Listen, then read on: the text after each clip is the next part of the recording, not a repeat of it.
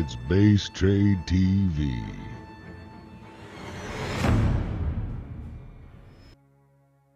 Hello and good morning, everybody. Welcome to the QCL.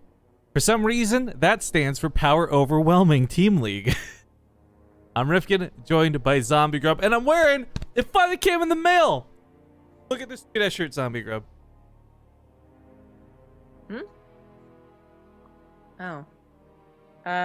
Okay, that's a... Alright. It's a very live t-shirt. Yes, it is. How are you doing? How are you this morning? Is he already done with my good. shit? We haven't even started yet. I mean, it's pretty early. I ended my stream early last night, because I was like, I really want to try and get some decent amount of sleep. And by the time I ended, I was like, oh fuck, it's not even... I didn't end it early. Like, I shouldn't have even done it in the first place. I have similar but different situation for that. I had also intended to sleep plenty of time. I was even going to take some NyQuil to make sure I got off to sleep. And then I didn't. And I realized I hadn't packed for tomorrow, which is today.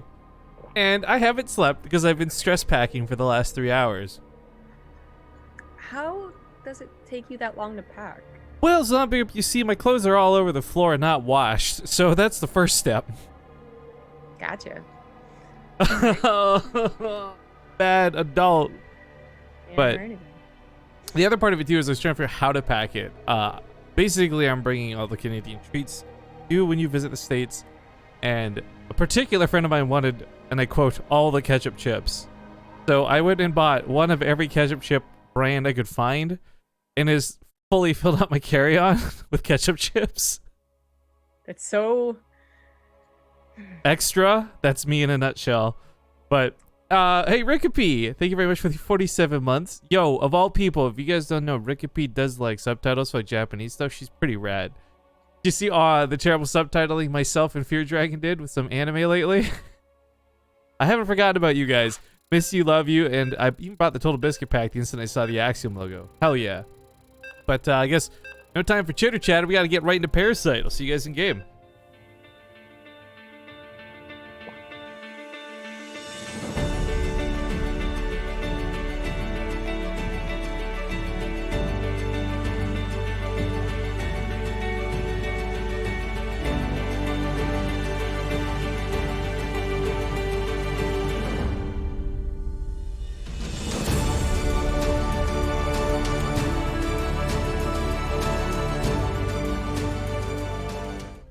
All right, folks, welcome to the QCL Power Overwhelming Pro Team League.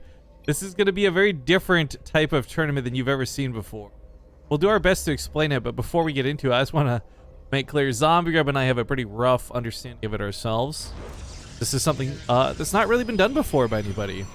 But I am going to quickly add a text here because we have ourselves a really big boy top part of this. Justice with.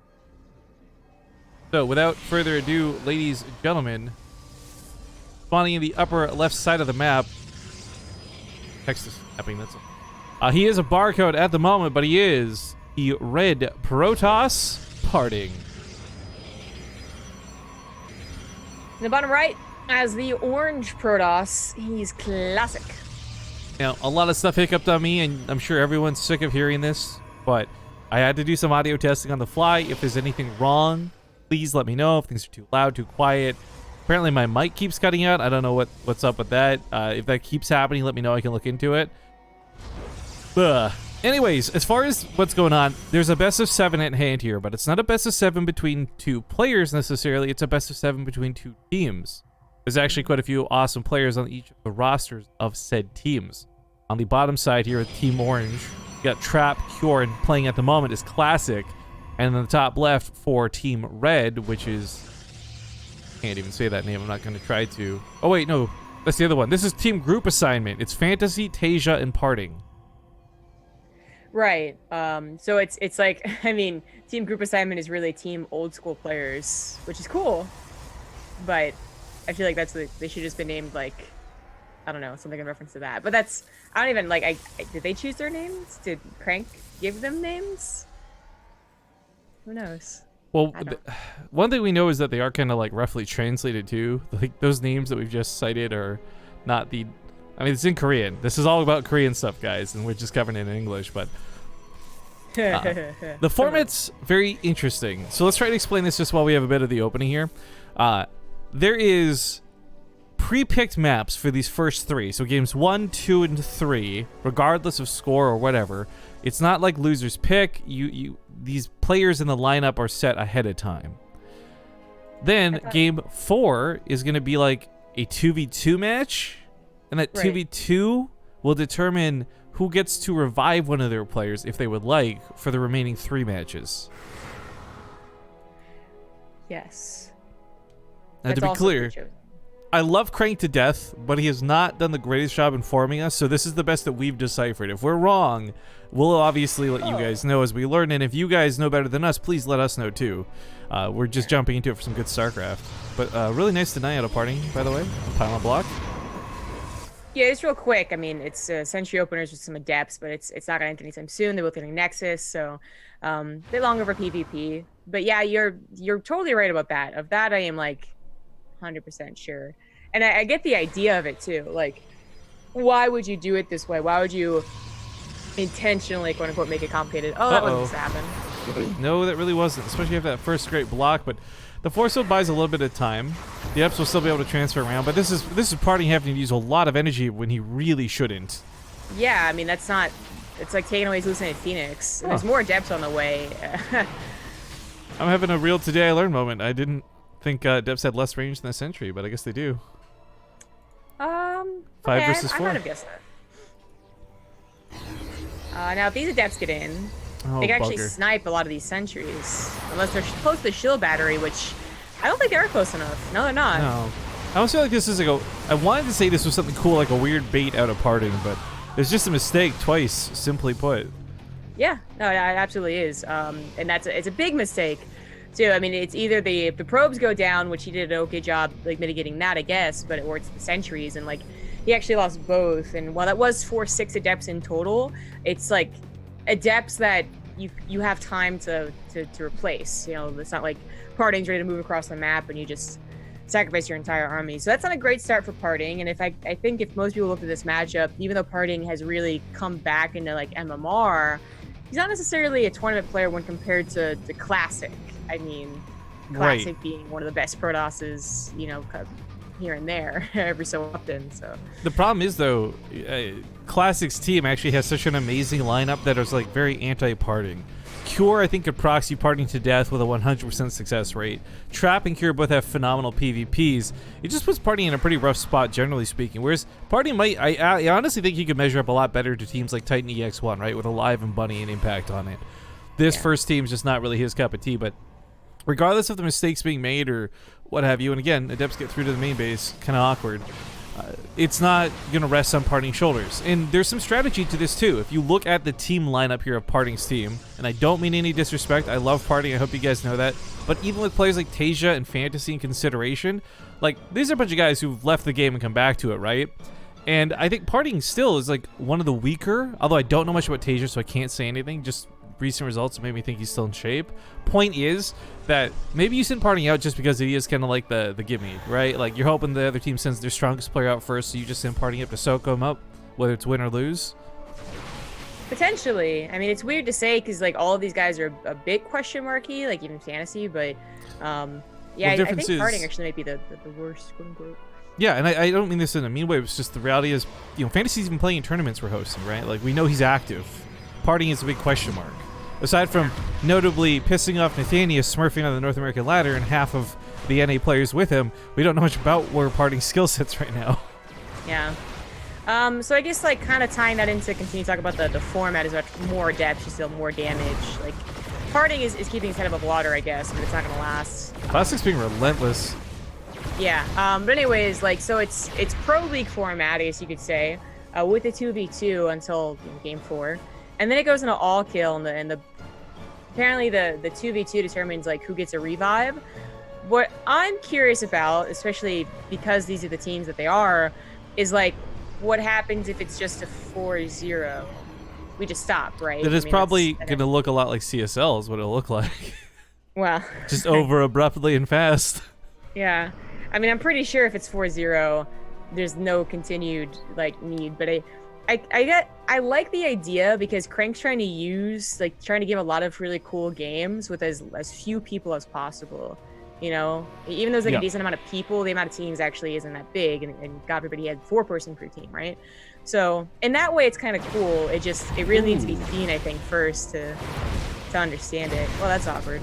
This was actually huge for Parting, who's been struggling to keep his harassment at an all-time low, but the fact that he just sniped the Warp Prism guarantees he has the safety to move out. Now, he's still going to come across Archons and a great defense out of Classic. I really don't think Parting's going to break this, but he's also not going to be in a position where he's too committed to stick around if he doesn't want to. And I'm a little sad here because we look at the tech, right? It's Resonating Glaives for Parting, not Blink, which is what I know him best for throughout his history of StarCraft 2. Yeah, but really wanted to hit this attack. I don't know if this is a decision made after he took damage or this is what he always wanted to do, but Classic, even though he's got a third base and looks like he might be a little too greedy, I don't think he is. I think his composition is actually pretty fine. Oh, the bait. Well, he could get it in recall. It'd be a bad start. It's called the Kansas City Shuffle, by the way, guys. I don't think you take the fight. I'm actually surprised that Classic didn't engage, but was probably worried about another Depth Shade. So Warp Prism to Warp Prism, we got 2 Archons for Classic and then just a bunch of Adepts for Parting. And Classic doesn't have much in the main. All right, so this game looked a little rough for Parting to start with, but I mean, it's looking a lot more promising now. He's probably swapping over to Disruptors after this, which have just been so disgusting in all matchups, if we're going to be brutally honest. But another bait with the Adept Shade. He doesn't actually commit to it. He's leaving those Depths in the main to kill those probes. He is losing some on the other side of the field. An Archon drop came over to destroy his mineral lines, but tit for tat, both players brought down to about 33 workers apiece. Okay, all right. Now, once Classic cleans this up, I feel like he should go ahead and just counter to control the map, make sure that Parting doesn't try and get a third base. And unless those Disruptors get up to a count of maybe like 3, I do still think Classic has the better composition, but it's getting awfully close to 3. I mean, a couple more Chrono Boosts, that second Robo is finishing up, and Classic's also making his way across the map if he chooses to do so. And he's not even taking care of the Warp Prism. It's okay, they're Adepts, but the Warp Prism is stuck in the corner. Well, this is where it gets really interesting, because when you're talking about composition here, right? Parting very distinctly went for Adepts as a choice, and a lot of what Classic has isn't going to be that great. Like, yes, Archons will get the bonus damage versus Adepts, but they'll be spread out and on the back lines. So it's not like grabbing a bunch of Zealots to charge at you. Same to be said, all of Classic Zealots will be charging forward. It'll be the ranged Adepts that are shooting at them, and anything that hits the front line too soon, the Disruptors would ideally deal with. I think I actually really like what Parting's got here. Like, even if it's not the... Oh, that sucks. Even if it's not like 3 or 4 Disruptors, I think the idea of the Adepts normally doesn't appeal to me in a PvP. But in this one with a very... there's no Immortals, right? Oh, there's one Immortal, excuse me. There's hardly any Stalkers. I just feel like the lack of range from Classic is really going to kill him here. It could be an issue depending on positioning. It could be a really big issue. But then there's also a world where Classic takes an okay position, for instance, right here. And I think his Archons look absolutely dominating. But this is what Disruptors also will come in, and now that there's a decent number of them, this is something that Classic is like... If he's going to have an engagement, he has to actually go 100% with it. There's no dilly-dallying or he just keeps getting hit by Disruptors. Yeah, I look at it like this, right? If Classic gets to actually connect with the army, I think Classic has the better army, especially with the weapon upgrade lead. But if Classic can never properly connect to that army, and Kiting just keep... Like, if Parting kites him down a ramp, if the Disruptors keep him at bay, he'll never get that connect that he needs. But there is a back attack coming in, and this is the type of move that Classic needs to try and pull off. However, I don't think Parting's going to get caught by this flank the way Classic wants him to. Yeah, that wasn't exactly perfect. And going down that ramp, that is such a brutal choke. I mean, most of the Zealots, and not all the Zealots, are not dealing damage, but they might just be too effective. The Archon's dealing hella damage on the front line, and yeah, Classic's army looks to just be steamrolling. Even a single Phoenix to grab a single Disruptor. Yeah, that back attack was really key. GG's get called, and Classic takes the first game for his team in a QCL. It still just bothers me so much that it's the QCL, Power Overwhelming Team League. Like, yeah. I wonder is it Quality Crank League? Like, is there another Can we just call it that? Can we just call it the Quality Crank League? I think that's actually great. It's not even like a bad joke. It actually would work, but Maybe he has heard the woes of his dear wife, Oli Mo, and not want to associate his name with the tournament. When you guys were on the pylon this week, of course, that moment came up, and I immediately clipped it and sent it to her. And her first response was, "God damn it, Fear Dragon." And I was like, yeah. It's funny because she blames Fear Dragon, but it was actually Wisecracks who was the first to accidentally get it wrong, and that's what Fear Dragon picked it up on. Regardless, we've got game 2 coming up in a moment. So just so you guys are aware, I believe, and I could be wrong on this still, it's all about learning as we go through this first cast of this. But I believe it should be 2 best of 7s back-to-back with 2 different teams for this league. So we'll see a lot of little games and individual matches.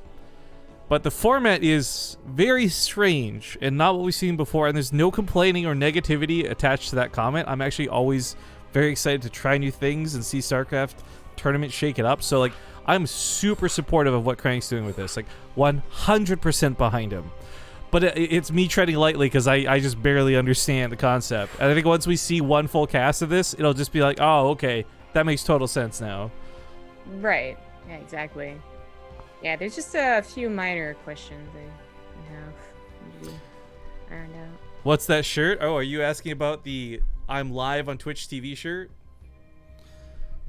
This is my live t-shirt, guys, in celebration of being live on Twitch. See, when you said you finally got the t-shirt, I expected it to be the Pylon Show t-shirt. No, that is like 3 months or 2 months. Like, I got the one with like In Control's roommate for Anna or whatever, right? Still hasn't come. That was like on the 3rd or 2nd episode. I bought that. Yeah. I don't know. I don't know. I love the guys in Maturino, but let's be real. They're pretty garbage about sending stuff out sometimes. Yeah, I mean, was it supposed to be sent out? I'm going to assume so because I've seen other people get their like Artosis swag and shirts. Oh, okay. But okay, folks, we got another game starting up. It's Trap versus Fantasy.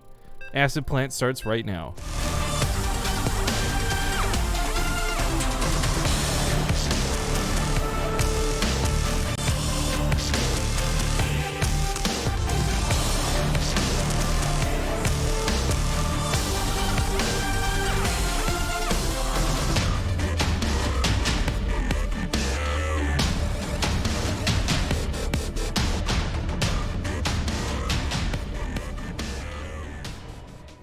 Welcome back, everybody. We are getting into game 2. Best of 7 continues on down the line. It's another Barcode Protoss coming at you. Spawning here in the upper left side of the map. He's going to be the purple Trap. And his team is currently up 1-0. In the bottom right has the blue Terran. He is Fantasy. Oh, my cat's back. Well, I'm going to shout out to one I'm assuming is Apollo, but Fantasy, for those who haven't been really keeping track of things, he has been playing in things like the Alima League. He competed in some BaseTradeTV offshoot stuff. I think he played in the preseason thing for Ting as well. He's coming back into shape. He's not the Fantasy we once all knew, and that might be for better because it means he doesn't have as many GG timings. But point is, he's not looking bad, but he's not looking great. And I think coming up against Trap of all people, this is a real bad matchup for Fantasy. Trap has been killing play. Like, Cure has been the Protoss Slayer lately, right? He's been taking out Zest and Stats and everybody. But when it comes against Trap, Trap holds him off no problem. Like, Trap is so good at PvT. So I really don't want to beat Fantasy down because of like his lack of skill, but just really emphasize the difference between Trap and Fantasy, because Trap is like top of the game right now. Yeah, there's no equivalent tournament runners in Fantasy's team. Fantasy is the only one, and that's a lot because he just made it into the GSL Super Tournament, which is great, but that also was a surprisingly not stacked qualifier. I mean, the results were shocking too in some places. Yeah, Korean stuff is always stacked, I guess, just, you know, hands down. But like, point is, it could have been a lot more stacked. So, I mean, I don't want to say Fantasy kind of like sneaked his way in there because he still won against good players, but even that isn't necessarily like a, you know, see, Fantasy's coming back. Like, I'd say that if he was in the round of 16 for GSL, which I'm pretty sure he didn't make. So yeah. Big thank yous to Kyrian121 for that Prime sub. You are subscribing during a pretty awesome series. It's the debut of the QCL. And just so you guys are aware of the schedule for this, and there might be an exception for next week, but every Friday around this time we should have this happening. Now, the reason I say that is because is it GSL Super Tournament? There's something that has a conflict with this next week. Crank is looking into possibly rescheduling it, but at this current moment, we've heard that nothing about it, so we're just assuming it's still happening. Okay. So apparently, like, I think next week is also Korean Thanksgiving, which is like one of those rare times that they actually celebrate a holiday and for an extended period of time. So I also don't know about like the how many people are going to sign up for the Lima League. But anyways. Yeah, it's been a rough week too, just trying to grab people for things on my end too. So it's I don't know. I think things are just kind of getting holiday season over in Korea. But regardless of all those factors, guys, we'll be bringing you as much of the QCL as we possibly can. Maybe it'll be me, maybe it'll be Zombie, maybe it'll be Wardy, maybe it'll be any combination of the three. Who knows? But should have some pretty good matches over the next few months. Yeah, as much as we're kind of, everyone's going to take everything we're saying and be like, well, clearly you guys are expecting a 4-0, and maybe I am. Like, I still am really excited to see the tournament. And I think it's okay because these are preliminary rounds. It's a double elimination tournament for those who are unaware. So it's to have 4-0 here is not that big of a deal, honestly. I mean, it kind of sucks if you want to see more of the players that you love, but in the grand scheme of things, we'll measure that up later. For now, very interesting watching Fantasy follow this up with a kind of mech-ish thing. I mean, Double Cyclones isn't really mech, but the fact that he's dedicating with Hellions on the front lines is even going to boost something to the main, maybe the Cyclones? I mean, this has all been scouted. Bait? Sick as bait. Fantasy, you're genius.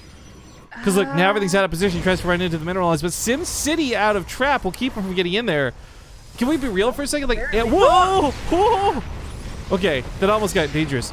But what Fantasy just did, I think actually catches 90% of the Protoss players off guard. I don't think a lot of people have that second pylon here.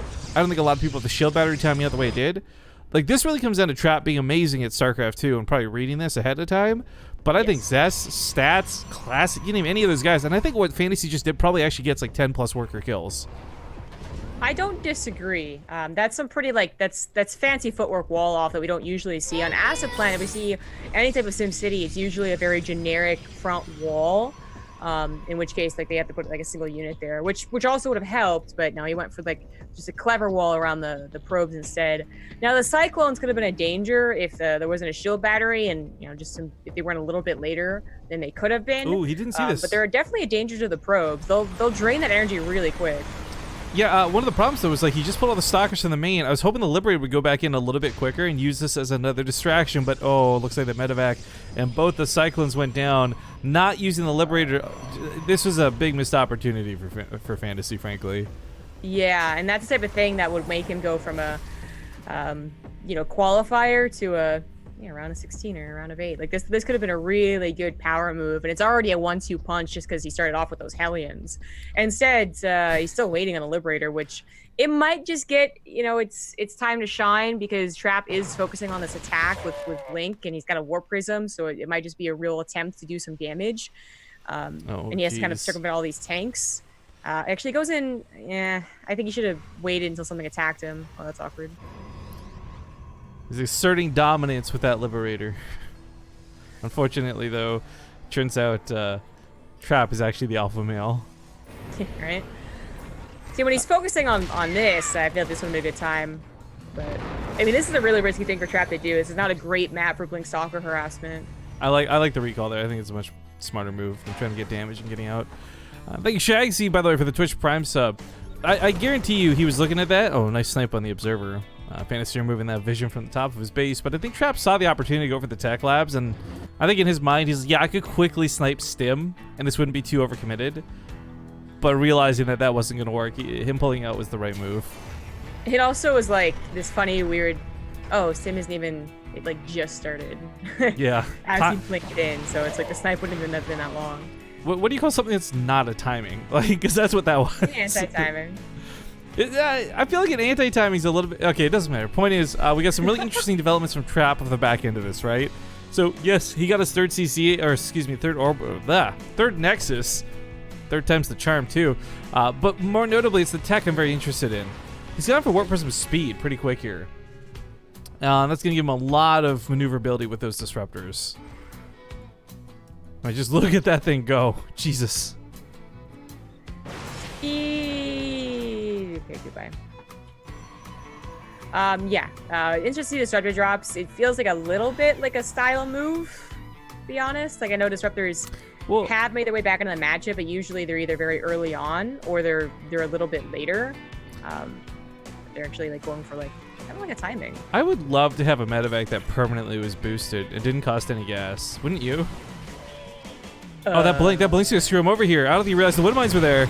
It's a little bit awkward. I'll keep my balance complaints to the side for now. That Warp Prism, though, emphasizing the speed on it, it's got serious maneuverability. Like, this looks ridiculous.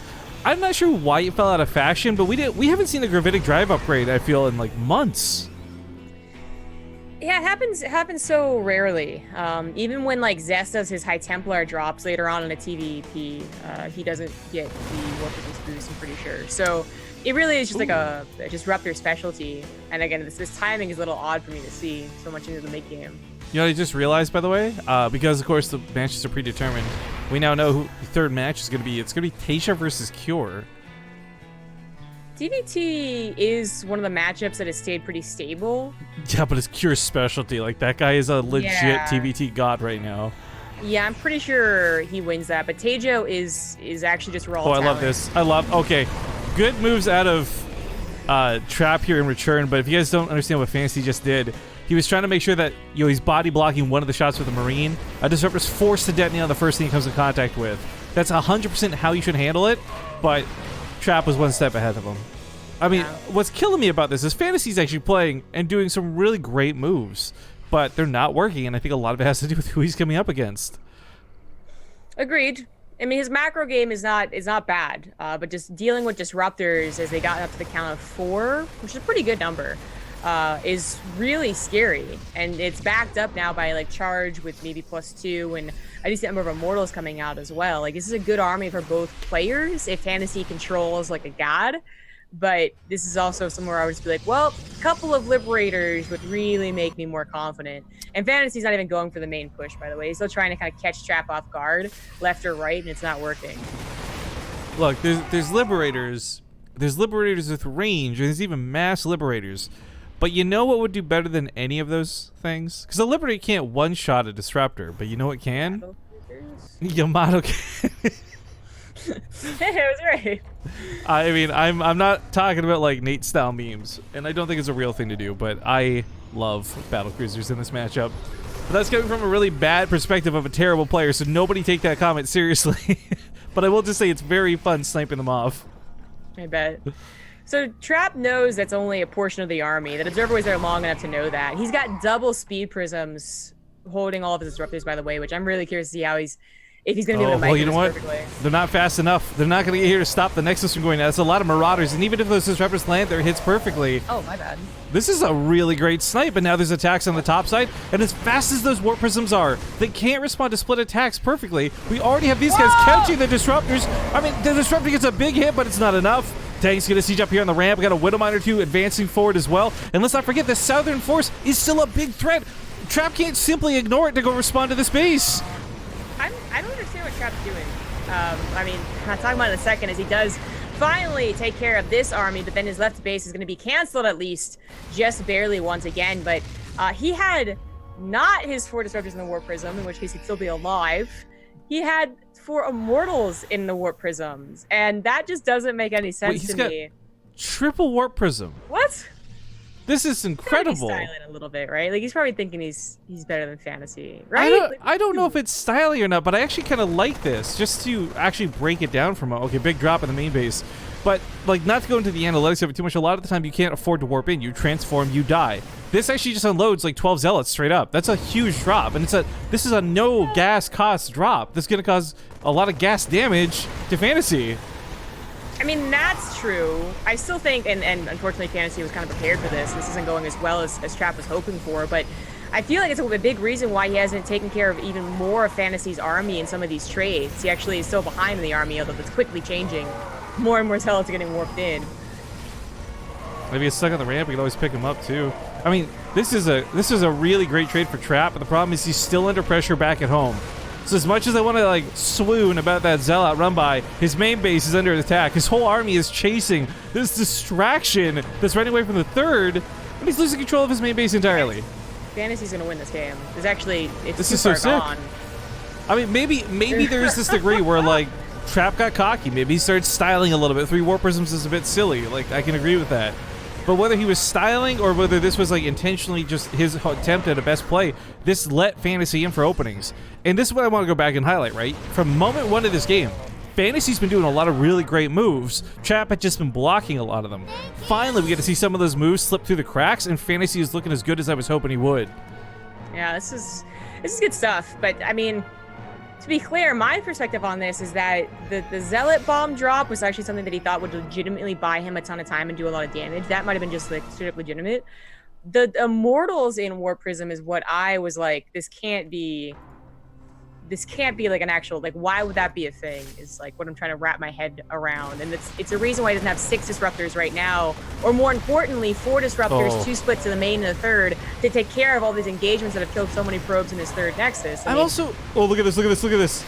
I'm astonished how much trouble these Widow Mines have been causing him too. Widow Mines are usually a joke, but in this case they have been actually getting some of the best trades Fantasy could hope for. I mean, that one for the Immortal just now, that was sick. Yeah.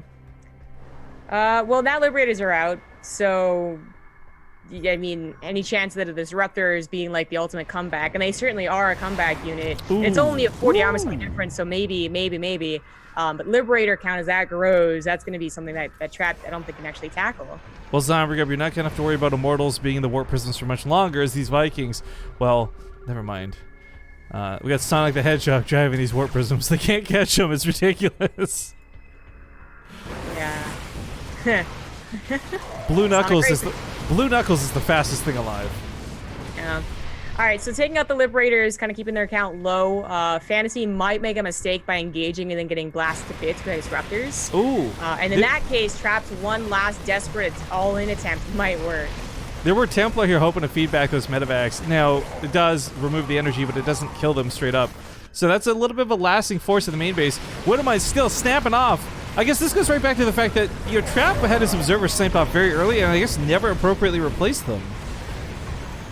Yeah, I guess so. Yeah. He's lost 3 over the course of the game, and he's got none in play. That's oh, it's a base trade. It's a base trade, boys. Yeah, which I think is actually is Fantasy's good call. Vikings on the ground were so good. This is the way that Fantasy could lose the game, but he's doing the appropriate thing, letting that base go. He's still on 3 orbitals, and his Liberator count is growing. It's about to have +1, which is not the upgrade that you wish you had. It's +2, but still, it's something. I mean, he could turn up at the top of this ramp for a long time. I don't think Trap can actually crack him. I don't think so, but he's going to try and make this as interesting of a base trade as possible by killing a command center. Now, Fantasy still has 2, which I think is a pretty good spot for a Terran to be in. You know... and Trap only has 1 Nexus. I was going to highlight, too, we actually got to 3-3 for Terran this game and almost 3-3 for Protoss. Like, I didn't think this would be a macro game that had this many upgrades involved with it, to be completely honest. Okay, he's going to leave a couple buildings alive. Where's he falling back to? Does he see the army? He scans the army. He knows it's coming back. He's running away from this army. Temple on these Warp Prisms, but he doesn't have Storm. These are feedbacks. Yeah.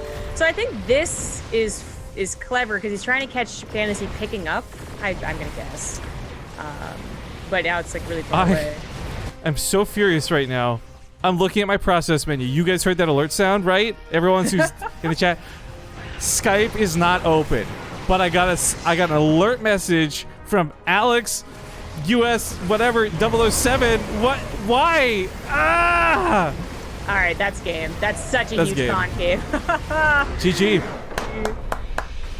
Well done. Okay, so I had a suggestion from someone in chat to go to the actual sound menu, and I removed the actual alert sound from my computer. It's not there. It shouldn't have a file to access to play the alert sound. Furthermore, it's muted anyways. So I don't know why it's causing the alerts. I can't. Guys, this has haunted me for years. Look at this. Look at this. System sounds. It's fucking... Well, slow. It's muted. There's no reason these sounds should come through the stream, but they keep coming through the stream. And I can't. I'm losing my mind over this. You broke it. the opposite of what you intended. It actually just super confused now. Anyways, I know it's not a big deal for you guys who are watching, but it is for me, so I apologize. But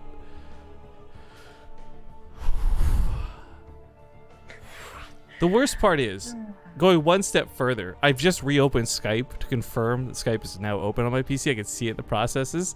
It's on busy. It's on do not disturb. So sound shouldn't be coming through anyways.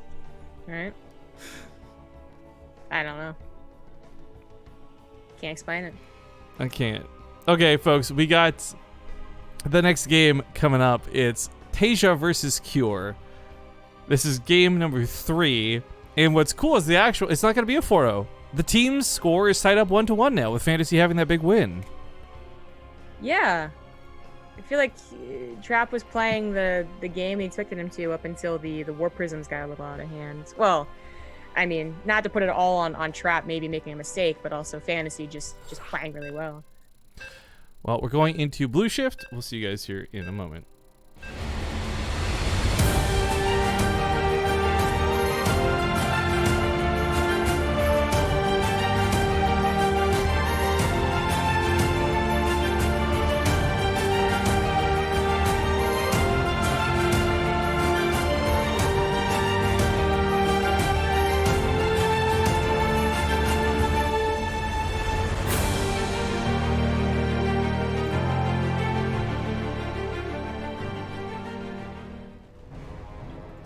All right, folks, we are continuing through, but this has become quite dandy, and it's barely gotten started. One of his SCVs is not at home. A second of his SCVs is not at home. In the bottom left, we've got the purple Terran.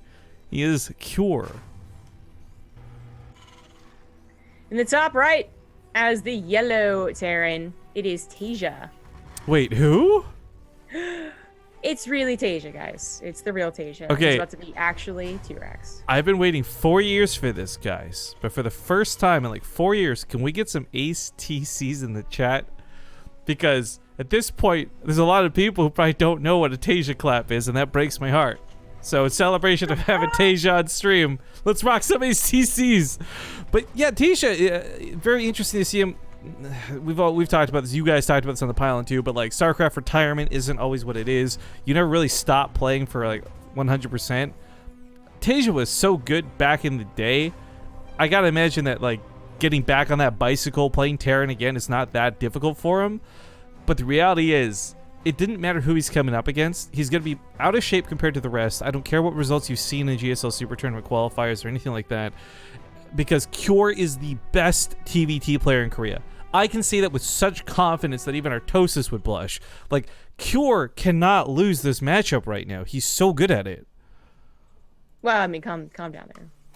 He is really good, though. I refuse, and you can't make me. My faith in this boy is akin to that of the old Tasia religion. Yeah, gosh. Was it the Church of Tasia? So Tasia does know about this, and he was already doing a good enough build against it that he shouldn't take extreme amounts of damage unless his micro really is just very, very rusty. But he's really come very quickly back into like some really solid form. Tasia is, yes, very hard worker as everyone who plays StarCraft is, but he's also just insanely talented. He's not even necessarily that hashtag passionate about StarCraft. He's enough that he's unlocked the skins. He's got that Emojin Reaper. Really good deflection with this first one out of Cure. Now, going back on my hyperbole for Cure for a moment, guys. Part of that is a little bit joking. Part of it is serious. Just like the last 2 weeks, he has not dropped a map almost at all in TVT. I'm not saying he can't lose this matchup. Maybe some luck, some Tasia, magic makes it happen. Because like, look at this on the other side of the field. That's a really bold starport to go for. And I don't know if Cure's actually read into this. His scouting in the main's been very limited. So, yeah, the second barracks lifts up and goes in. This will be the first indication no starport's been built at home. And the weird thing for Tasia is Cure, if he may be a victim of his own hubris here, if he goes, he's so out of shape, he didn't even get a starport timing. Instead of thinking that it's on proxy, then he's going to die. Because right now, there's very little to nothing that's going to stop this Liberator. One Cyclone, a full duration lock-on, does not kill a Liberator.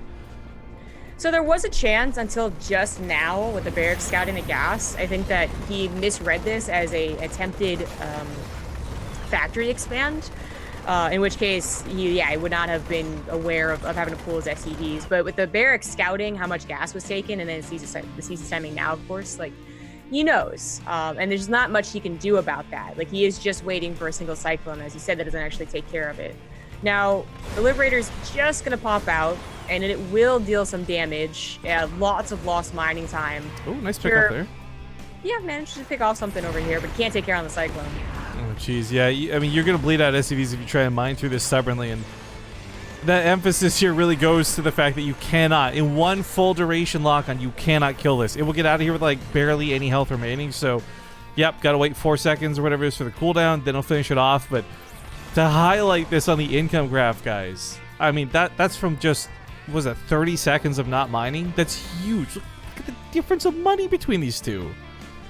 Tasia is in the lead. Oh, for sure. There's no getting around that.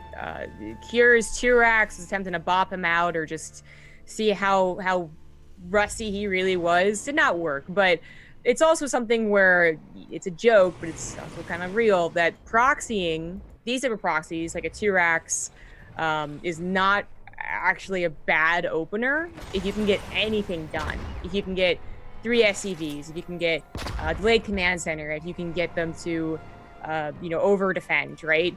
And there's a world where even that proxy starport doesn't do anything. It actually doesn't exist. Tasia's playing very conservative, and Kier's probably like very, very close in the worker count. But he's behind. His command center's behind. It's not in location. And he does need to do something a little bit more. So he's going to try and go for these Banshees, which Tasia won't actually have a solid answer for. He's already on his way to tanks, not like a Raven or anything. He has to float that starport back home. And there's no engineering bay. But if he defends this with his 3rd CC, oh my god, he's so far ahead. Yeah. I mean, the detriment, though, is that 3rd CC is a really expensive cost sink for now, but, I mean, it pays off with that Mule much quicker than any other matchup trying to play this greedy. But hops on over here with the Reaper, going to try and stall out a bunker being built, kill a Marine or 2. Oh, run into his own grenade on top of that. Doesn't really work. This command center can't land. Tasia Cyclones have got this. And I mean, while the TVT matchup has changed and kind of gone away from what used to be Cyclone metas, let's not forget that this was the thing every Terran did for like a good 3 solid months. Cyclones are still very powerful early game units. That much hasn't changed. That's true. What's funny, though, is like Tasia really came back on the tail end of Cyclones, but playing on the Korean server where there's still always that chance you just die to a couple of silly Cyclone builds, he probably very quickly got introduced, because that's the biggest. I mean, actually, I guess that and the Raven are the biggest differences of TVT. Otherwise, it really is just like solid defend until you get that stand combat shields and then play Marine tank versus Marine tank, which, you know, Tasia was playing up until Heart of the Swarm, right? So he knows about the boost, and that's the only thing that's different. So those Banshees were absolutely just shut down. Simple Reaper gets another SCD kill. Sorry for the observing, guys. I had to take care of something really quick, but an interesting question being asked in the chat. Is it possible to see the total minerals and gases mined? I believe the answer to that is yes, but I don't know how to access it, not in free-for-all mode. Which is a weird thing to say. Banshee's trying to really just get what it can. At least distract Tasia a little bit, but it got some pretty valuable information from that, though. Confirming that the tech lab is spinning on the barracks, knowing that it's not going to be a mech follow-up. This is pretty big in terms of like what he's going to want to do to respond to this. But at the end of the day, I don't know how he overcomes the difference of that 3rd CC. Like, that lacking is tough. His is really late in comparison.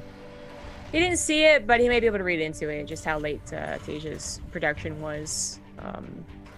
So that's, and he's not going for his two base attack with 5 barracks, which Tasia just confirmed. So that's a good scan on Tasia's part. So it's not like he's going to be able to punish that, and that's his one opportunity to kind of make up for what was an opener kind of gone wrong. He really is just behind, and his next best bet to catch up is more about those stim and medevacs, which he's not close to even really having. Stim's so far away, medevacs aren't out. So by that time, Tasia's going to have taken all the extra mining from having 3 or 4 or 5 SCVs higher than his opponent, and better saturation with the 3rd CC down location, and he should have just an overwhelming leads and upgrades as well. I think decision making with these Ravens is also going to be very critical For Tasia, I'm not sure if he's back into it. Right now, if you guys don't know, the meta game isn't actually Interference Matrix the tanks. It's, you throw down the anti-armor on the Marines, and then they can't fight anymore, right? That's how you defend, at least. If Tasia goes in and throws his own anti-armor, or maybe just Interference Matrix the tanks, like, I'm really curious what his choice will be with that Raven, because the reality is, not only is he going to have an upgrade lead, he's going to very notably have a combat shield lead. That's a Marine fight he can take every single time. Once his medevacs are out, he should go ahead and engage. That's probably what he's waiting for. Banshee does come back in to try and get some more damage done, but it like the Reapers really was not ultimately worth it. And now it can't even help on the defensive. But yeah, Banshee's gone. This is bad news. Well, the tank count being 5 to 4 isn't that crazy, but as we all know, it's not necessarily about the amount of tanks you have, it's the positioning you get with them. Yeah.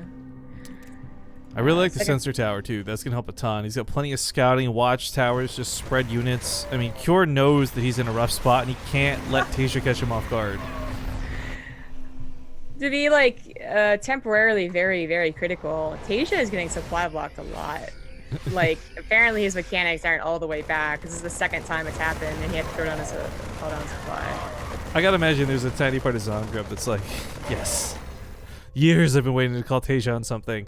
Never was I a big enough caster to do it before, but now, WCS, I can do it!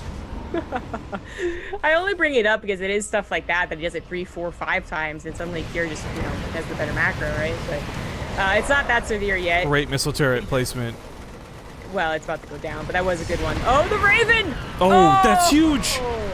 Not having his own Raven for the defense, I don't know how Kier can ever actually push this back now. Well, can't. I don't think. Oh my god. All Tasia really has to do if he wants to really pull the trigger on this, either anti-armor the Marines or just Interference Matrix the tanks, because he's got a full energy Raven that's 4 Interference Matrix, 1 for each of the tanks. The way Kier's going to temporarily hold, eventually, is his Viking control. Tasia's having to scan every single time. His Raven can't actually dart forward to even assess the situation and try and get Interference Matrix, because now there's 6 Vikings. So I think it would get maybe 1, maybe. Ooh, that's a whole stim with no medevacs to cover it. That's a big oof. That's 100% of the Marines taking damage. Yeah, believe it or not, that was a lot of damage for the Cyclones to do, and they weren't going to help out very much in any other regard. Wait, doesn't he have any? He's just been piling in the Vikings. He has no way to heal up that stim damage. Yeah, the Vikings are his only lifeline. Otherwise, I think he's already pushed a little bit more, and then he has to legitimately lift his 3rd CC and evacuate, which is something he really can't afford to do. Taja's on 4 bases, protected planetary done too. Okay, I really like the positioning of the Liberators. If you dive in just a little too much at the front line, the Marines dive in, they stim, pick it off, and they fall back. But this is actually really well covered out of Cure. I think for me, this goes back to just highlighting how much he understands this matchup. A lot of the Terran players wouldn't go straight to Liberators this quickly. They wouldn't completely forgo medevacs. And it was a risk assessment that Cure said, look, I got to make this move or else I'm going to get me out of the game. I can make medevacs later because if I make them now, I'll die. Yeah. I mean, Cure, there is a comeback potential, and he is making the right moves so that the comeback is based off of maxing out. It's based off of having, like, good defensive composition. That's all good stuff. His other option was a Doom drop, which wasn't possible, given how late his medevacs were. But Tasia could still break him, given one false move, for instance, right here. Interference Matrix goes down on that first tank. The other ones weren't sieged up, but that choke for Tasia was as bad as the supply block zombie grub. Yeah. He saw an opportunity what he thought would be like great Interference Matrix, but ultimately 2 out of 6 tanks with that type of choke is still enough tanks to blow away the Marines. So that was a bit of a gimme. Like Tasia, further giving away all of his Marines. I mean, tanks are the most expensive, slowest building unit, so I guess, it's still okay-ish. It could be worse, but Tasia just threw away his entire army supply lead. Now he's banking on just having an upgrade lead, of which he was late to his +2 armor, so that wasn't even as much as it should have been. Right, but the weapons I think is going to matter a lot more in this instance, but we'll, I guess, highlight that again in a moment. +3 is halfway done after all, but it won't matter if his Marines die like that every single time. They'll never get to use their +3. And these 2 Liberators, a godsend from Cure. They're both weak, they're almost dead. They might finally go down here, but these were the difference of him losing this 3rd base versus actually killing Tasia and his army several times over now. Yeah, absolutely. Thank you, Slow Zergling, for that Twitch Prime sub. Now, Tasia, he still has this economic boost. He's a 5th CC on the way. His upgrades are faster. But if he's going to start taking bad engagements, and that's absolutely 100% possible, that's just actually going to be the reoccurring trend, as Cure is so good at TVT, then he's going to give it away. And he kind of already has. There's no defense. The sensor tower will see this, but there's going to be like 1 tank, 3 Vikings, no medevac. Advantage to Cure on the attack here, I think. He could even just blitz that tank. Oh, he knows it too. Marine. Oh no, it didn't target fire. Was that one on the high ground? I don't think he realized there was a tank on the high ground. Otherwise, he would have pulled back way sooner. Either way, attempting to go for another break on the other side, but it's just scans for positioning. Viking War will go in the favor of Cure. Not sure what Tasia's planning to do with that. Yeah, I guess he saw 4 to 4. He stopped preparing. He stopped preparing. He loses the CC. Okay, that's awkward. That's not awkward. That's terrible. Cure's in a really tough spot because he's got. Okay. I can 2 things can happen, but the point is, this is going to be really rough for him. He was hanging on by a thread for the economy, but the small ray of sunshine hope moment is the fact that his army supply is pretty much maxed out. Right, he's not finding himself down to 100 supply and having a 4th base go down. And in fact, he's going to get some revenge. Tit for tat. Tasia's got an upgrade lead, but no medevacs. SCV's buffer, but that's 18 SCVs that died. Now the weird thing is, this goes back to, oh no, if he gets the other command center, then this is just simply a lead for Cure. 50 whatever Marines on this side of the map might just bring him back into this game. Jadong 4-0, and Cure can't lose to Tasia. I'm just saying. Oh gosh, what I was gonna bring up when Tasia still had access to a 4th base was that his composition is now probably better. He's the one with Viking control and building Ravens with a ton of tanks, but he now is one that is obligated to take the better trades, of which he has not done so yet. I think one of the other things that's really key for this is Cure's got his 3-3 finishing up now too. I was really afraid the pressure would keep him from getting his upgrades where they need to be. The Thor is a very unique choice here. We'll talk about that more in a moment when it finishes up. But there's a top left base being taken out of Cure, and I like this quite a bit, as the pressure will probably continue for him on the upper left side of the map anyways. But the Thor in single transformation mode has 10 range, so it won't exactly burst down a Viking, but it prevents Tasia from doing what he's doing here and having any kind of zone control with said Vikings. Yeah. Absolutely. It's a good enough defense. So Tasia is going to try and reposition, but always under the watch of the sensor tower. He really needs to start expanding his play style. Oh, whoopsie-daisy. It's awkward for both, but worse for Tasia than it is for Cure. Yeah. But it was expanding his play style. Cure did. Cure was on the defensive, barely holding on, and then he tried doing 1, 2, and then the third attack on the left side, the drop, finally did extreme amounts of damage, and that's something that Tasia is now the one that has to do that. He has to try dropping and finding these extra bases, otherwise he's the one falling behind in the economy, even as they both max out and start to bank a little regardless. Cure should be feeling he brought this game back, because he did, and then now he just has to worry about making sure he doesn't lose out to the starport game, which he's already on top of, building extra starports. He's even getting upgrades for his buildings, which is gonna be nice for these farther away command centers. Building armor, yeah, that's so dope. I just want to highlight something here, because it's a great suggestion from chat. Someone wants to know if we can add the team names to the overlay. Here's the problem with that. Innovation one-man team would take up half the screen. Yeah. Well, this engagement goes pretty well for Tasia. You got such a big concave. The Cure tanks was so were late siege. to the siege, and the full surround Oh my god, I'm wrong. ends up happening. Damn. I'm wrong. Oh, Cure's gonna lose. What is this? This game is pretty good, man. If he lost the Vikings, the Thor, and the Marines, but not the tanks, recoverable. Losing all of those tanks, I don't know if you come back from this. I mean, to be fair, guys, I know a lot of people are going to enjoy rubbing this in my face. I'm just doing this for jokes more than anything else, but I'm actually astonished. I'm shocked that Cure just took such a bad fight. Yeah, that was a huge mistake on his part, not to... scan ahead, basically. Try and get some forewarning. It's game. You just have enough tanks to defend to hold on again. I mean, his production's solid, but it's not going to stop this. Interference matrix comes down. That's insult to injury on this one. Scans the bottom right, because I guess he's looking for hidden base. I don't know. I mean, I want to believe that if Okay, this GG. I want to believe that given enough time, his production could have held the attack, but he still wouldn't have been able to bounce back to win the game from that. It's just no way. So GG's, Tasia, very unexpectedly, but very awesomely takes the game. All right, this team league isn't going at all what we thought it would. No, and that's awesome. That's good. I love when things don't go the way you expect them to, but only when it's in the game and not on the tech side of things. Now, I believe this is where things get a little bit strange. We should have a 2v2 coming up, and this 2 versus 2 not only puts like a point on the board, but it also determines which team gets a revive if they want to bring a player back later. We'll dive into this in a moment. Let's go to our first commercial break of the day, though. We'll see you guys in 2 minutes. Thank you for watching. I'll see you soon.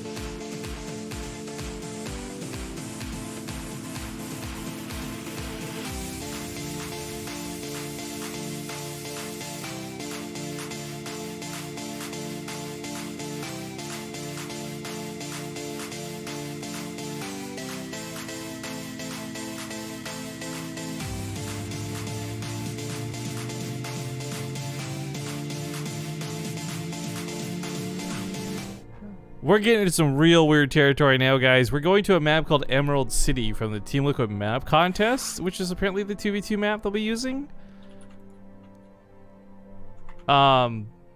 Interesting. Now, we've actually had our fair share of 2v2s in the past, and I've loved casting them. What's going to be really interesting, though, is like these are Korean pros who I've reached out to specifically regarding 2v2s in the past. Big prize pools, too. And they've all said they're not interested. They don't care. They never play this game mode, like not even for fun type thing. Like, they are just 1v1 players and maybe occasional arcade mode. So, there's no metagame for this between them. I don't think anyone's coming to this with like crazy amazing strategies. And in fact, this might be the biggest gong show of a 2v2 match you've ever seen cast. I don't know, because Koreans don't play 2v2. I genuinely don't know what this will look like. But it's Parting in Tasia versus Trap and Cure. I love this. Ooh, that's loud. That's way louder than it has any right to be. But Istaroon, thank you for the 48 months. 4 years? Good lord. Are any more of this Partoof coins left? I kept forgetting to get one. Yes, but that's another topic for another time I don't want to deep dive into right now. I'm not sure why that was so loud in particular, because we had that cheer going off yesterday, no problem. I'm going to go reduce the fuck out of that sound. Give me 1 sec here. And if you've subbed for 48 months, don't do it again till I fix this, because holy crap, that was loud. I was being silly, but you guys can't see. He's being so fucking weird. Why? What do you mean? He's like crawling on the edge of my bed, just like a monkey. Saboobafoo. Okay, those alerts should be a lot better now. I've taken them all down from 20% to like 15/12. So I don't know why that blew everyone's ears out, but I apologize. Yeah, we're in the lobby for this 2v2, and I'm excited to see what it looks like. On top of this, we had Snow Crash 00. Thank you for the 43 months. Not quite blown our ears off yet. But yeah, this is gonna be. I'm excited. I love team play. I love playing 2v2s. I love watching 2v2s. So this will be neat. I guess this is the part of the video where, like on YouTube, I tell you to hit pause and predict which 2v2 team takes it. Again, it's Parting and Tasia against Trap and Cure. This is like, there's no way in my mind do I see Tasia and Parting winning this game, but the series is already not going as expected. Parting might be a surprisingly decent 2v2 partner, and Tasia just proves that he could play quite a game. So, I don't know. I might even. I don't want to do that. I don't know how it's gonna go. I think, you know what? I'm gonna blind faith it. I'm gonna say Tasia Parting because I believe in them to do ridiculous things where the other guys try hard, and try hard doesn't work in 2v2. I mean, sometimes it does. Just to be clear, because I'm talking out my ass here. This is like, because it's a 2v2, we really don't have any context in terms of who's gonna win. Tasia's playing Zerg. Oh. This shakes it up even more. Or it's the wrong race. We got a remake. Either way, hey, quick shouts to Shuklin. Thank you for 4 months. And people have been asking about marbles, folks. We'll look into that later. I'm not too worried about marbles for the time being. But all right. The overlay's a little bit messy because it's 2v2s, and it's not really made for 2v2s. Let's move some of this stuff around here, like Crank's logo. Wait, what's this? Why is this in the way of things? Oh my god, no, get out of... You guys saw nothing. All right, let's get into the 2v2 battle. Spawning here in the spawning here in the upper left side of the map. It's going to be the combination of the purple Protoss Trap and the teal Terran Cure, both playing their main races. In the bottom right has the blue Zerg. It's Tasia, and as the right Protoss, it is Parting. Nah, I'm not going to bother re-putting the text up on the overlay because it's just going to disappear afterwards. But 2v2s are a very strange beast. There's some mechanics that suck. For example, unlike co-op, you can't build on your allies' creep because reasons. And there's going to be issues with possibly setting wall-ups and letting players expand. Like, Parting can't possibly help defend this hatchery if these guys hit him quick. One thing I've seen pretty consistently, though, Macro is a very different beast when it comes to 2v2s. And this is a huge map, so I'm kind of hoping that we go that direction. I think it was from some of the old European tournaments we cast, but also just watching people who have played this recently. Protoss Air still dominates this when it comes down to it. Well, yeah, if you can successfully get there. I'm really wondering why Tasia chose Zerg, other than he thinks it's a fun race and he's pretty good with it. As far as I recall, he was one of the players that everyone would you know, whisper and rumor that he played all the races at a very, very high level, which he probably still does decently high anyways. Well, I wonder... There's the fact that he might actually be good with Zerg, and Zerg has a very interesting way to complement Protoss in 2v2s, but also, and I don't mean this to sound negative, but how much do they care about this, right? Tasia could just be like, fuck it. Zerg, why not? Just, I don't really care that much. It's possible. Because I'm, you know, even someone in chat kind of brings up what I was going to bring up. So I think Zerg Terran has some very strong early mid-game tools in 2v2, but maybe they lack on the late game a little bit. Terran Protoss might lack a little bit in the early game, but they'd be a mirror matchup, so that wouldn't even be the case in this specific 2v2. And then there's Zerg Protoss, which the only reason I feel like if you are strategically doing this is that the Zerg kind of covers the early game weakness of Protoss sometimes, or like kind of puts on the pressure while the Protoss player is greedy, something along those lines. But otherwise, I think the longer the game goes, Zerg actually gets like, it gets tougher to actually take on these like late game. Oh, he just transferred. He transferred so far away back to the main, leaving Cure alone to fight, but looks like it'll be fine. I'm a little annoyed he didn't kill that Marine, to be honest, but Phoenix are starting up for both. This is kind of what I was talking about. Protoss, it's not about the carriers and the Tempest. It's about just being able to go mass Phoenix. You could just do that in 2v2.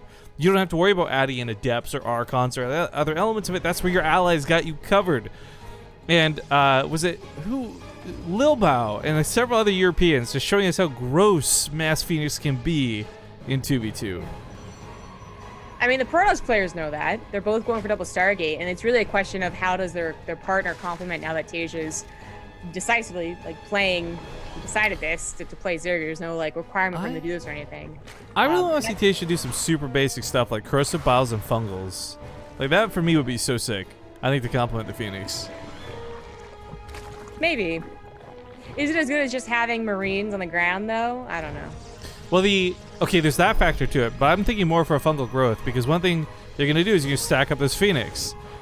I don't care how much you try and throw at it from Terran's point of view, nothing's going to do more damage than holding those Phoenix in place, well, slowing them down, I should say, and dealing 30 damage to all of them, allowing for your allies' units to take care of them, parting to just kill them, ideally. I mean, I don't want to get ahead of ourselves. Yeah. Again, this is 2v2. There's no established meta we're going to be following for these Koreans or expecting. Just kind of talking about cool ideas that we need to see, because we kind of have a picture of what's coming. We've cast this before. Yeah, the only thing that to finalize this theory crafting is that if the Zerg player is to focus that much on something that's very anti-Protoss, the Terran is also very strong. So I don't know how good fungals would be. They're really not as good as they used to be against Terran. Against the Phoenix, like defensively, yeah, sure, go ahead. But then we also need to remember that this could potentially be a long Phoenix game where they literally max out in Phoenix, or it could be I see an opportunity for my partner to defend, and I go to Tempest or Carriers, right? Isn't it crazy though to think about? By the way, that it's Trap and Cure that need the win here. Yeah, that is really weird. Again, Trap played a cool early game, and then the mid game got pretty weird with the War Prisms. Fantasy was just surprisingly good, and then Tasia, I mean, to your point, you weren't wrong when you said that Cure is amazing at TVT. Who really saw that coming, that he would lose that? Yeah, I mean, I was expressing a zombie group during the break with, granted, a little bit of salt. I hate TVT for that reason. One big mistake can cost you everything. And granted, yes, it was a lot of little mistakes leading up to it, but still. The big one was the flashy one. Now, the Queen's coming to the front line and not going to be able to help shoot much. The Phoenix are already dead. This is a big problem. 7-7. If he removes the Phoenix, he can control the medevacs, but what if his Phoenix are not fighting with the rest, and this is a bit of a problem, but he's chasing back what Trap has. Yeah. At the same speed. Cool idea from Trap and Cure. Well, barely saves it.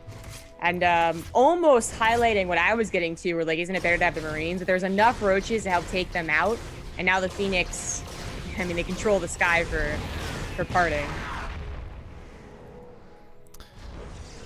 Very, very interesting. We do have this moving towards Carriers, at least for one. We'll see if it goes for both. Or maybe not. Actually, any Pulse Crystals is fine for the Phoenix, but I'm wondering if this Fleet Beacon changes things up at all.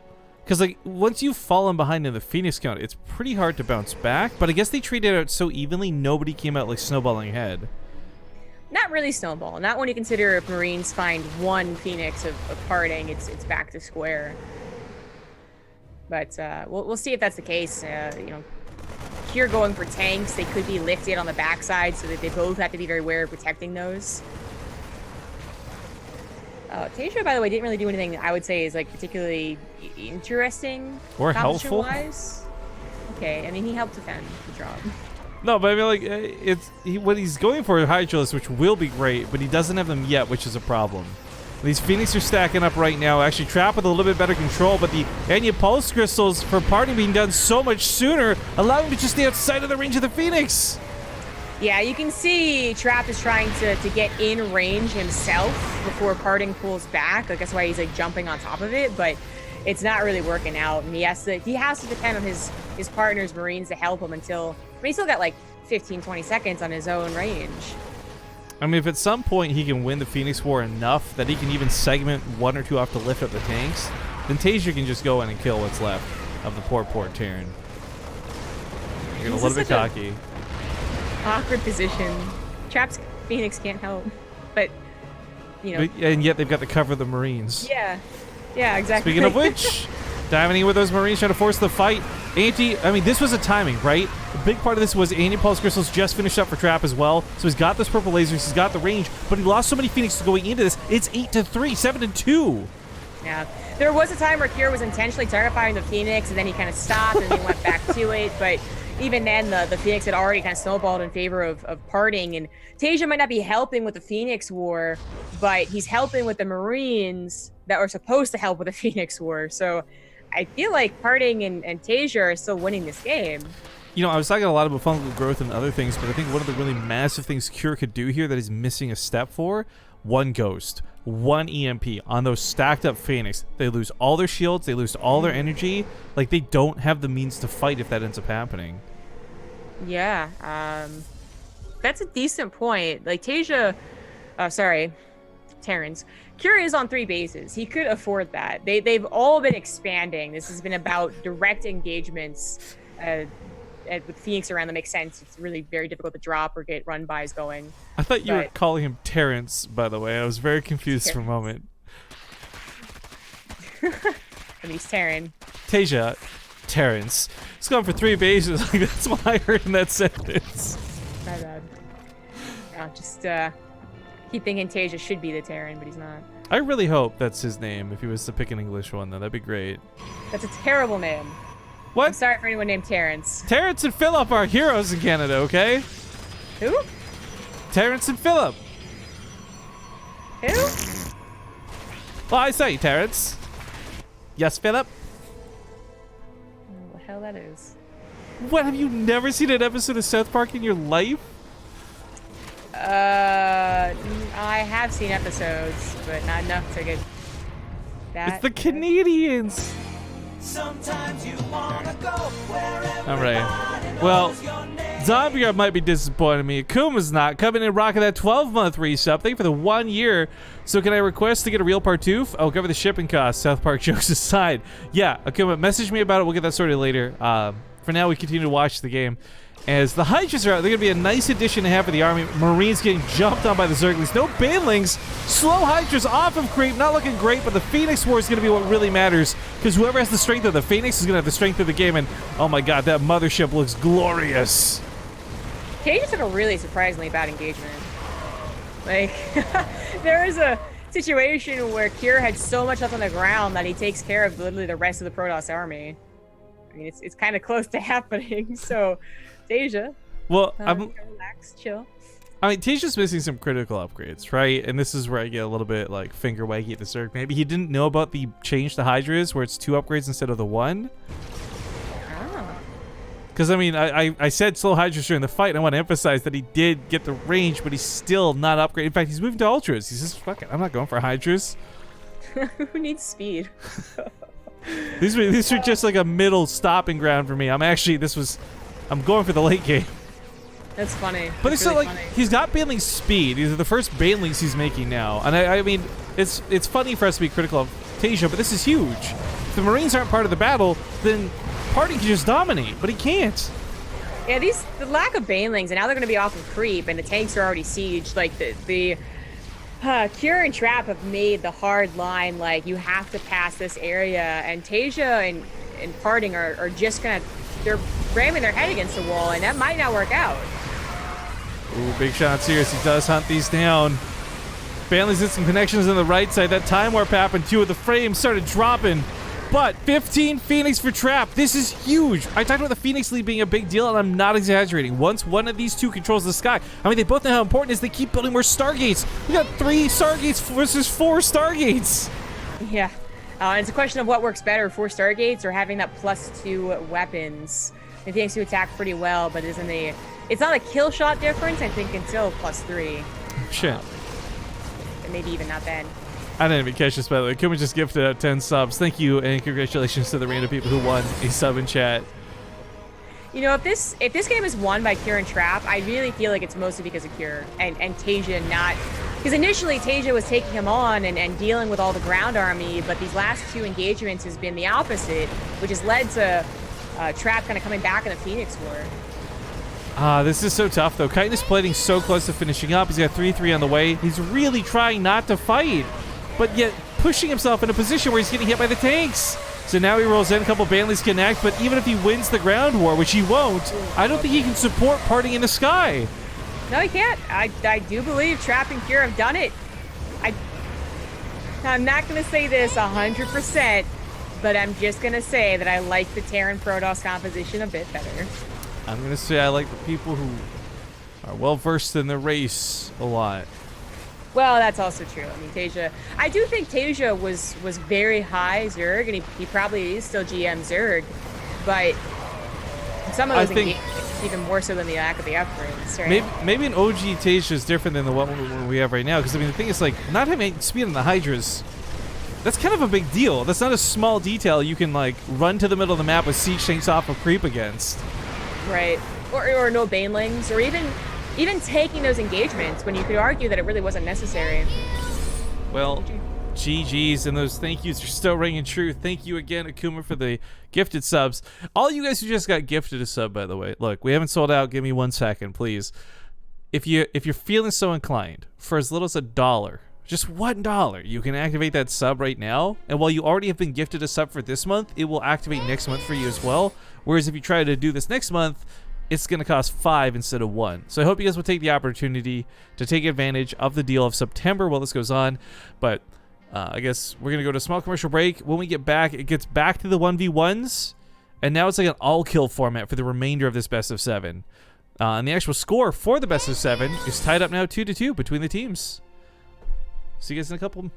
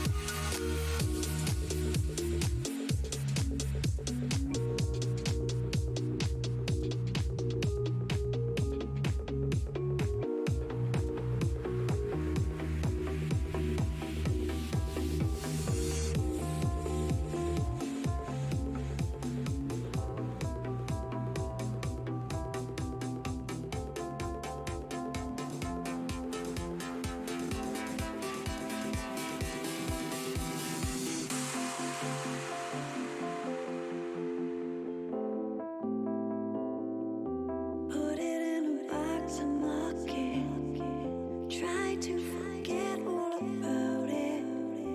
Cut our love off. All right, so we thought we had this figured out. It turns out we don't. Crank has actually just definitively told us wrong. So my understanding going forward was that it was now just an all kill of the players, and Tasia's team, Cure's team had won a revive if they wanted it going forward. But apparently Parting can't play because he lost his best of 1 earlier, but everyone else can. But because the 2v2 team won, they can revive their players, I guess, is my understanding. I feel like I'm so close to understanding it. Yeah, Craig's response of like, ask holy moly is not instilling confidence in me. I thought I understood this. I'm so mad that I don't get this. But I guess we'll just play it out. We'll see. Keep in mind, everybody, there's another best of 7 after this as well between 2 other teams. Ian Chan, 2003, thank you for the 46 months. It's a long time. But the other team playing today, or the other combination of teams, is going to be 94 Fam versus Titan EX1. So we have a live Bunny and Impact versus Deer, Rogue, and TY. That'll be interesting. That's the next best of 7 after this. Yeah, okay. I mean, maybe I'll understand it with another example, but we do know for sure Classic can play. Wait, Why is Classic here? why is Life in this list of people who can play? Yeah, Classic, comma, Life for Stage of Fantasy. What? Oh, maybe they used their life on Classic. Oh, okay. But Classic won. Let's just land the map, guys. We're just gonna follow Crank's lead. The beauty is we're just casting in English. We don't have to actually understand how this works. So as we continue on with the best of sevens, I've got to reposition the logo as well because we're not doing 2v2s anymore. That's gonna be obnoxious, but all right. The scores are tied up now 2-2. Spawning in the upper right side, we have the yellow Terran Tasia. In the bottom left, as the blue Protoss, he is Classic. Yeah, I was really shocked when we saw Crank type about Life's name because Crank, along with every Korean, treat him like Voldemort. He who shall not be named. So, like, that's quite the typo to make. He must have meant that was the revive, but the way that he wrote an example already, by the way, we have Tasia's going real, not T-Rex, sorry. He's going for proxy. He's going real current Terran, so he's obviously up on the meta. But anyways, the way Crank wrote it, it sounds like, and I got that part, if you win a game, you're eligible for the Pro League style. Right. It's the revive where I'm like, what? Yeah, so we know Classic survived, we know Tasia survived, we know Fantasy survived. So those would be the players ideally duking up, but then like how do you do... I mean, literally the way he wrote it was Blank's team won team play, so they can choose to revive any player. And then he just told Rifkin that was wrong. So I really don't know. We're just going to watch this. Yeah, as we continue to go through the games, here's what's happening, right? We do have a proxy coming down at Tasia.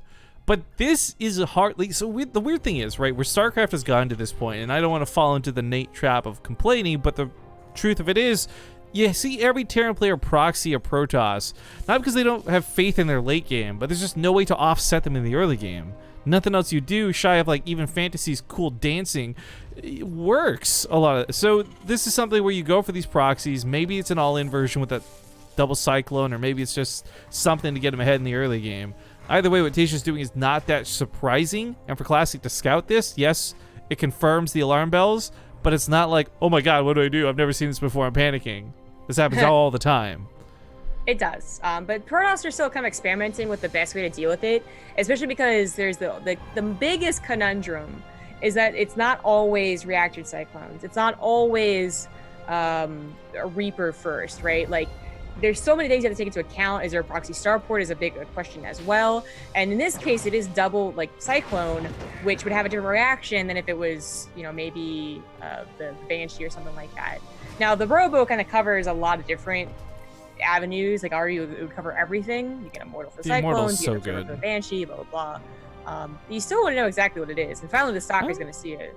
I'm really interested about the barracks coming back home instead of going to scout, by the way. So I guess he's going to just try and immediately jump back into some tech. But I don't know. I feel like the high ground for those Cyclones might actually be invaluable. So losing that out for the attack tells me it's not going to be super all-in. In fact, he follows us up with double Widow Mines. So Tasia is doing something very different, but it did come off Disguise looking like this might be that super dedicated Cyclone attack.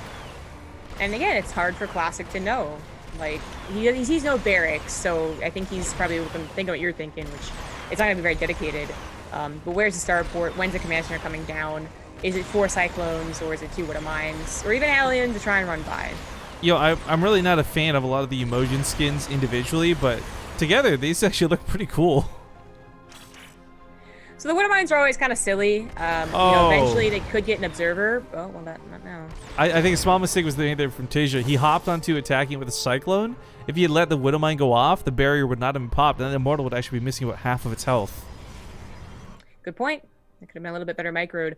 But the Widow Mines, I feel like, aren't often to try and snowball the Cyclones, so much as they are used, well, I guess in this case for a drop, but even just to make sure there's no counter was what I was going to go with. Quad drop into the main when the player's waiting for a drop inside or attack inside the natural. I'm a little sad the Cyclones came home. I would love to do what we saw Fantasy doing. Draw the attention of the Protoss to the wrong location.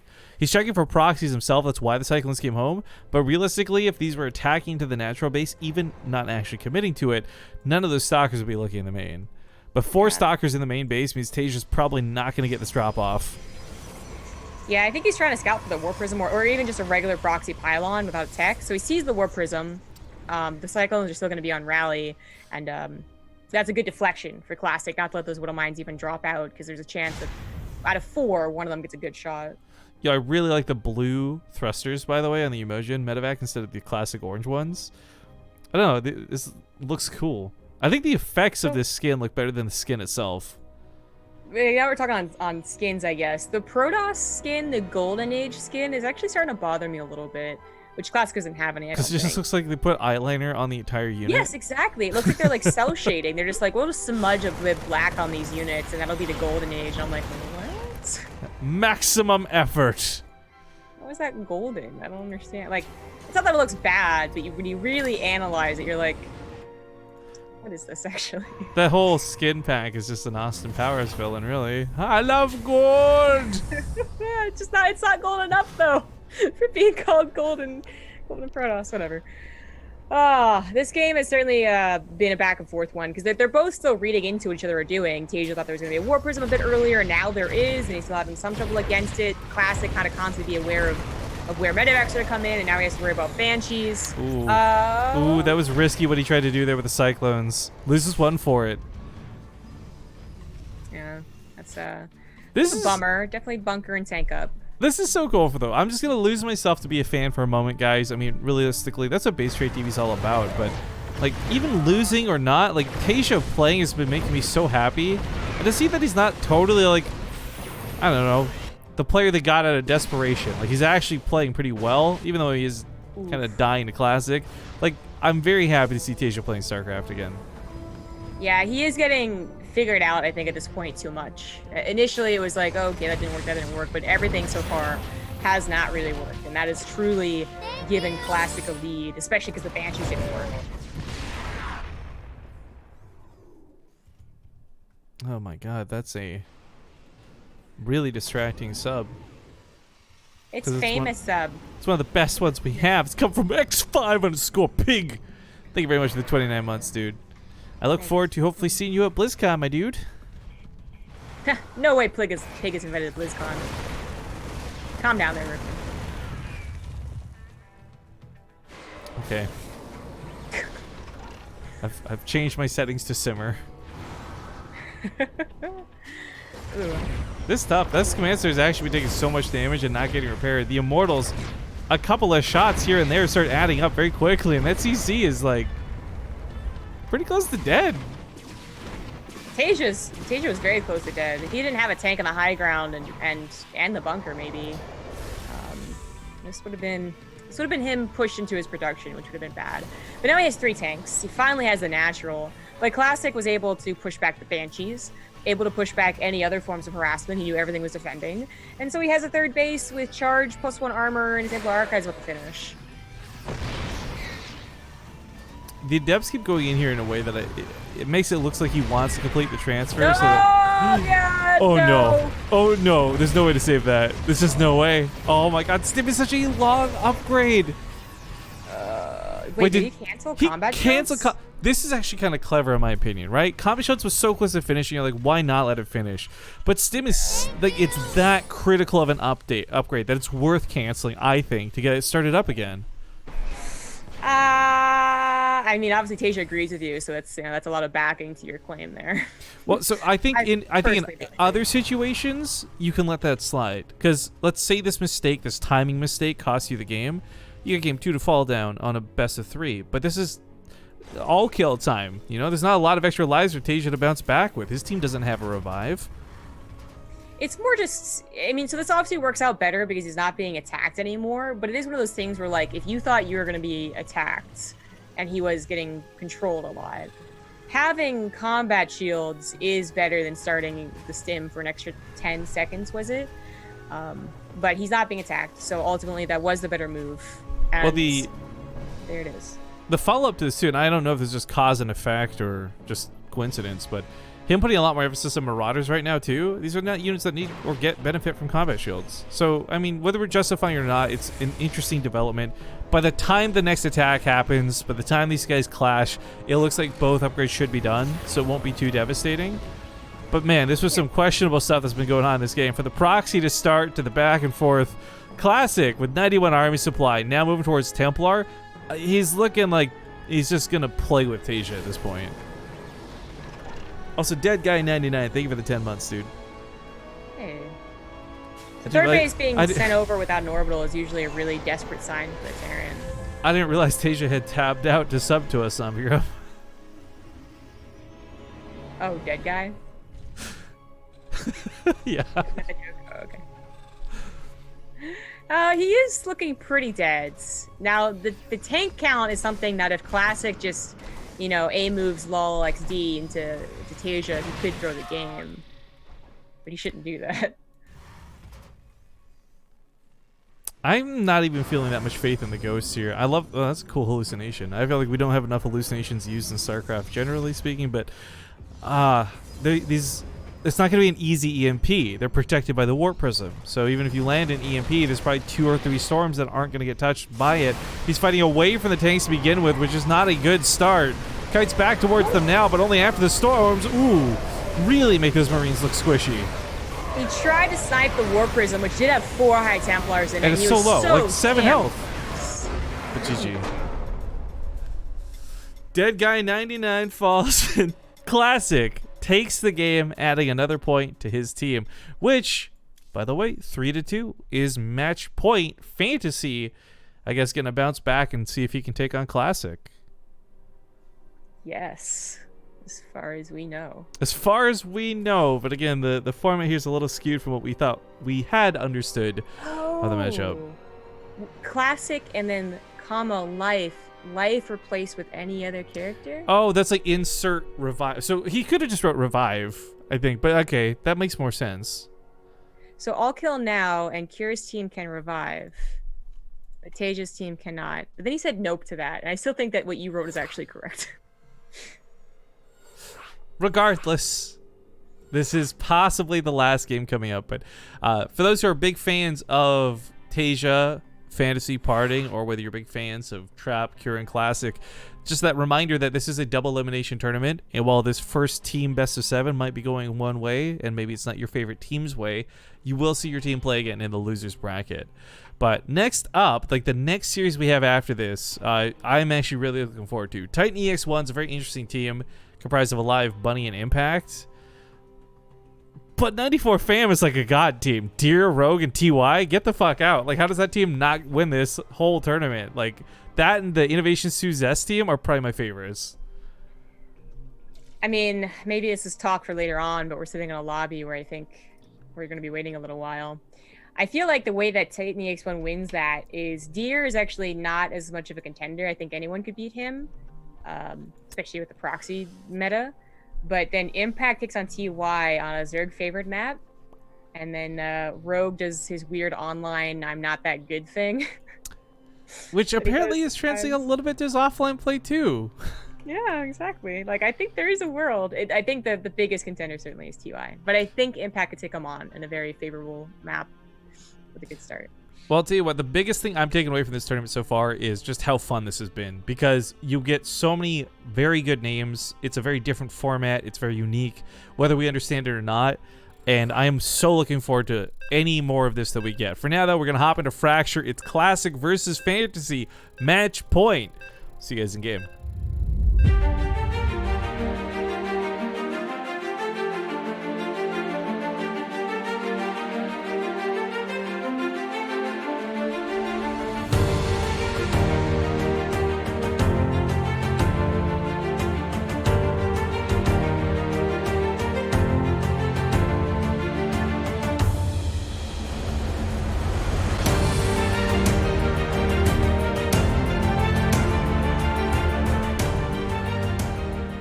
All right, folks.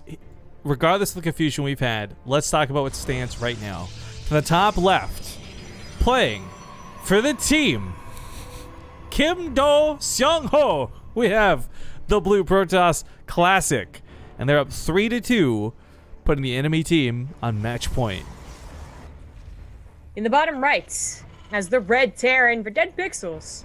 It's Fantasy. Now, Fantasy's playing for Dead Pixels, but he's also playing for the team Group Assignment here at the QCL.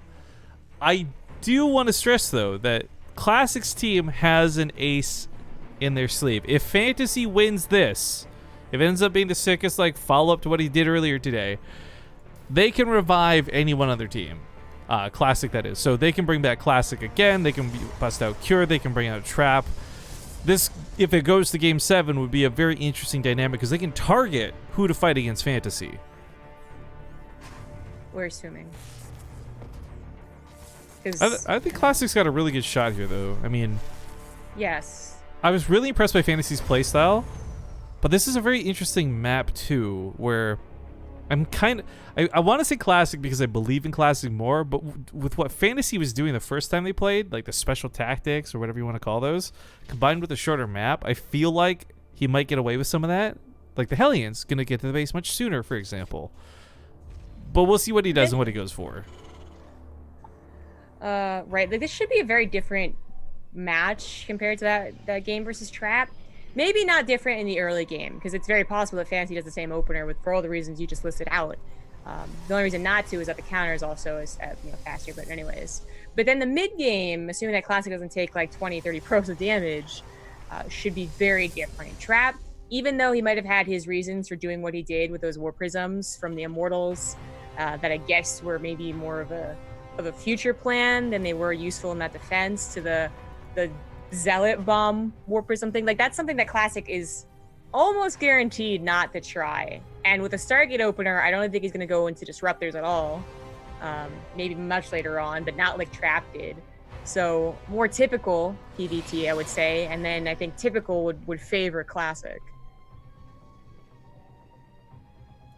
So I'm a little paranoid at the moment, by the way. For those who don't know and haven't been paying attention to BaseTradeTV, I've just kind of mentioned all week, I'll be gone for the next 4 days. I'll be in California. And when you fly internationally, or probably just fly in general, they usually send you an online check-in email the day before. I haven't gotten mine, so I've been paranoid, double, triple, quadruple checking. I got the right dates, right? I didn't book the wrong flight, the wrong dates or something. It all checks out. I just haven't got a check-in thing, which makes me very worried. There was one or two times where United, who very reliably does that, didn't send me anything. I don't know if it was my spam catching it or an email disruption on their server. I don't know, but sometimes it happens. And I still obviously had my flights. So Well, I wouldn't worry too much. I'm hoping for as much StarCraft 2 as possible. To bring this up for a small reason, guys, and that is I have a hard stopping point personally, 7 a.m. Pacific. I don't imagine this will be too bad. Timing's been pretty good, and this has been a long series, but I'm just letting you guys know in advance we may have to swap over and have Zombie Rebel solo cast the last couple of games or something if it goes that long. Yeah.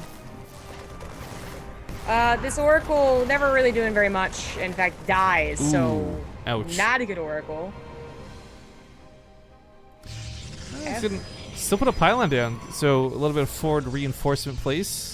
Don't think he's going to be proxying any buildings over there outside of it. Maybe a gateway for fast warp-ins. But he's not going to have time to think about any of that. Fantasy's coming across the map, and he's bringing SCVs with us, too. I love this. We've seen the battle of the heals. Shield batteries versus repair. And because you can micro the units a little bit better, repair tends to win. But, I mean... Oh, that stasis trap needs to be baited. Oh no. Grab... How? In what universe does that grab the Cyclone? In this universe, apparently. Oracle's not going to be able to help out for that much, but anytime it's taking the damage, the Cyclones aren't dealing damage to the ground, giving time for about half the shield batteries to finish. 3 of them are going to finish. Actually, all 3 of them are going to finish. That one did not get targeted down. No, but I think it's a lot smarter to target the 2 Adepts in the shield battery, because it would have taken forever to kill the Adepts with the shield battery on them. So taking away a lot of damage here from Classic, but more Cyclones coming to the front line. Those SCVs still trying to repair. Probes get pulled off. Classic's mineralized to try and defend this. This Cyclone's brought to the back lines. He's killing so many workers with this attack. Yeah, the probes have to be pulled back. You SCVs. cannot lose anymore. They were on hold position, I guess. Auto repair maybe would have been better. Either way, the shield batteries are pretty much drained. If he can keep these cyclones up, which he can't, he could have really started taking a huge snowball there. But Fantasy's got a pull back, and while this did kill a lot of probes, he'd also lost a lot of mining while this went on. He had like 4 or 5 SCVs on the front line that might not even make it back home. Yeah, there's a lot of things going wrong so for Fantasy if this push doesn't end up killing Classic. So even though he has a 4 SCV lead, he has to survive, which I think he can do. I think that's okay. But then he has to kind of, there's time to be bought for stim and combat shields, which are literally just a time-based thing. Like, there's no getting them any faster. I think he can survive, but maybe not. There's a proxy pylon that Classic had prepared so long in advance, thinking this is going to be more of a harassment tool. But the Widow Mines do pop out pretty quickly. They're guaranteed to get a shot. I think the micro away from them. Even if they get the shot, though, it's still not really going to adversely affect Classic too much. He's just got so much army supply now to play with. Onboarding the Widow Mine may have been a mistake. He'll lose 1 Stalker for it, but he gets both the Widow Mines and almost the Cyclone. The freedom to just move in. He knows it's there. The Oracle's trying to target down these Widow Mines, but he doesn't quite get them. Ooh, that was a dick move from the Oracle. Yeah. It flushed a lot of the Stalkers, but it also killed a lot of the SCVs. This Marauder has no bunker to even jump into. Gets sniped on instantly.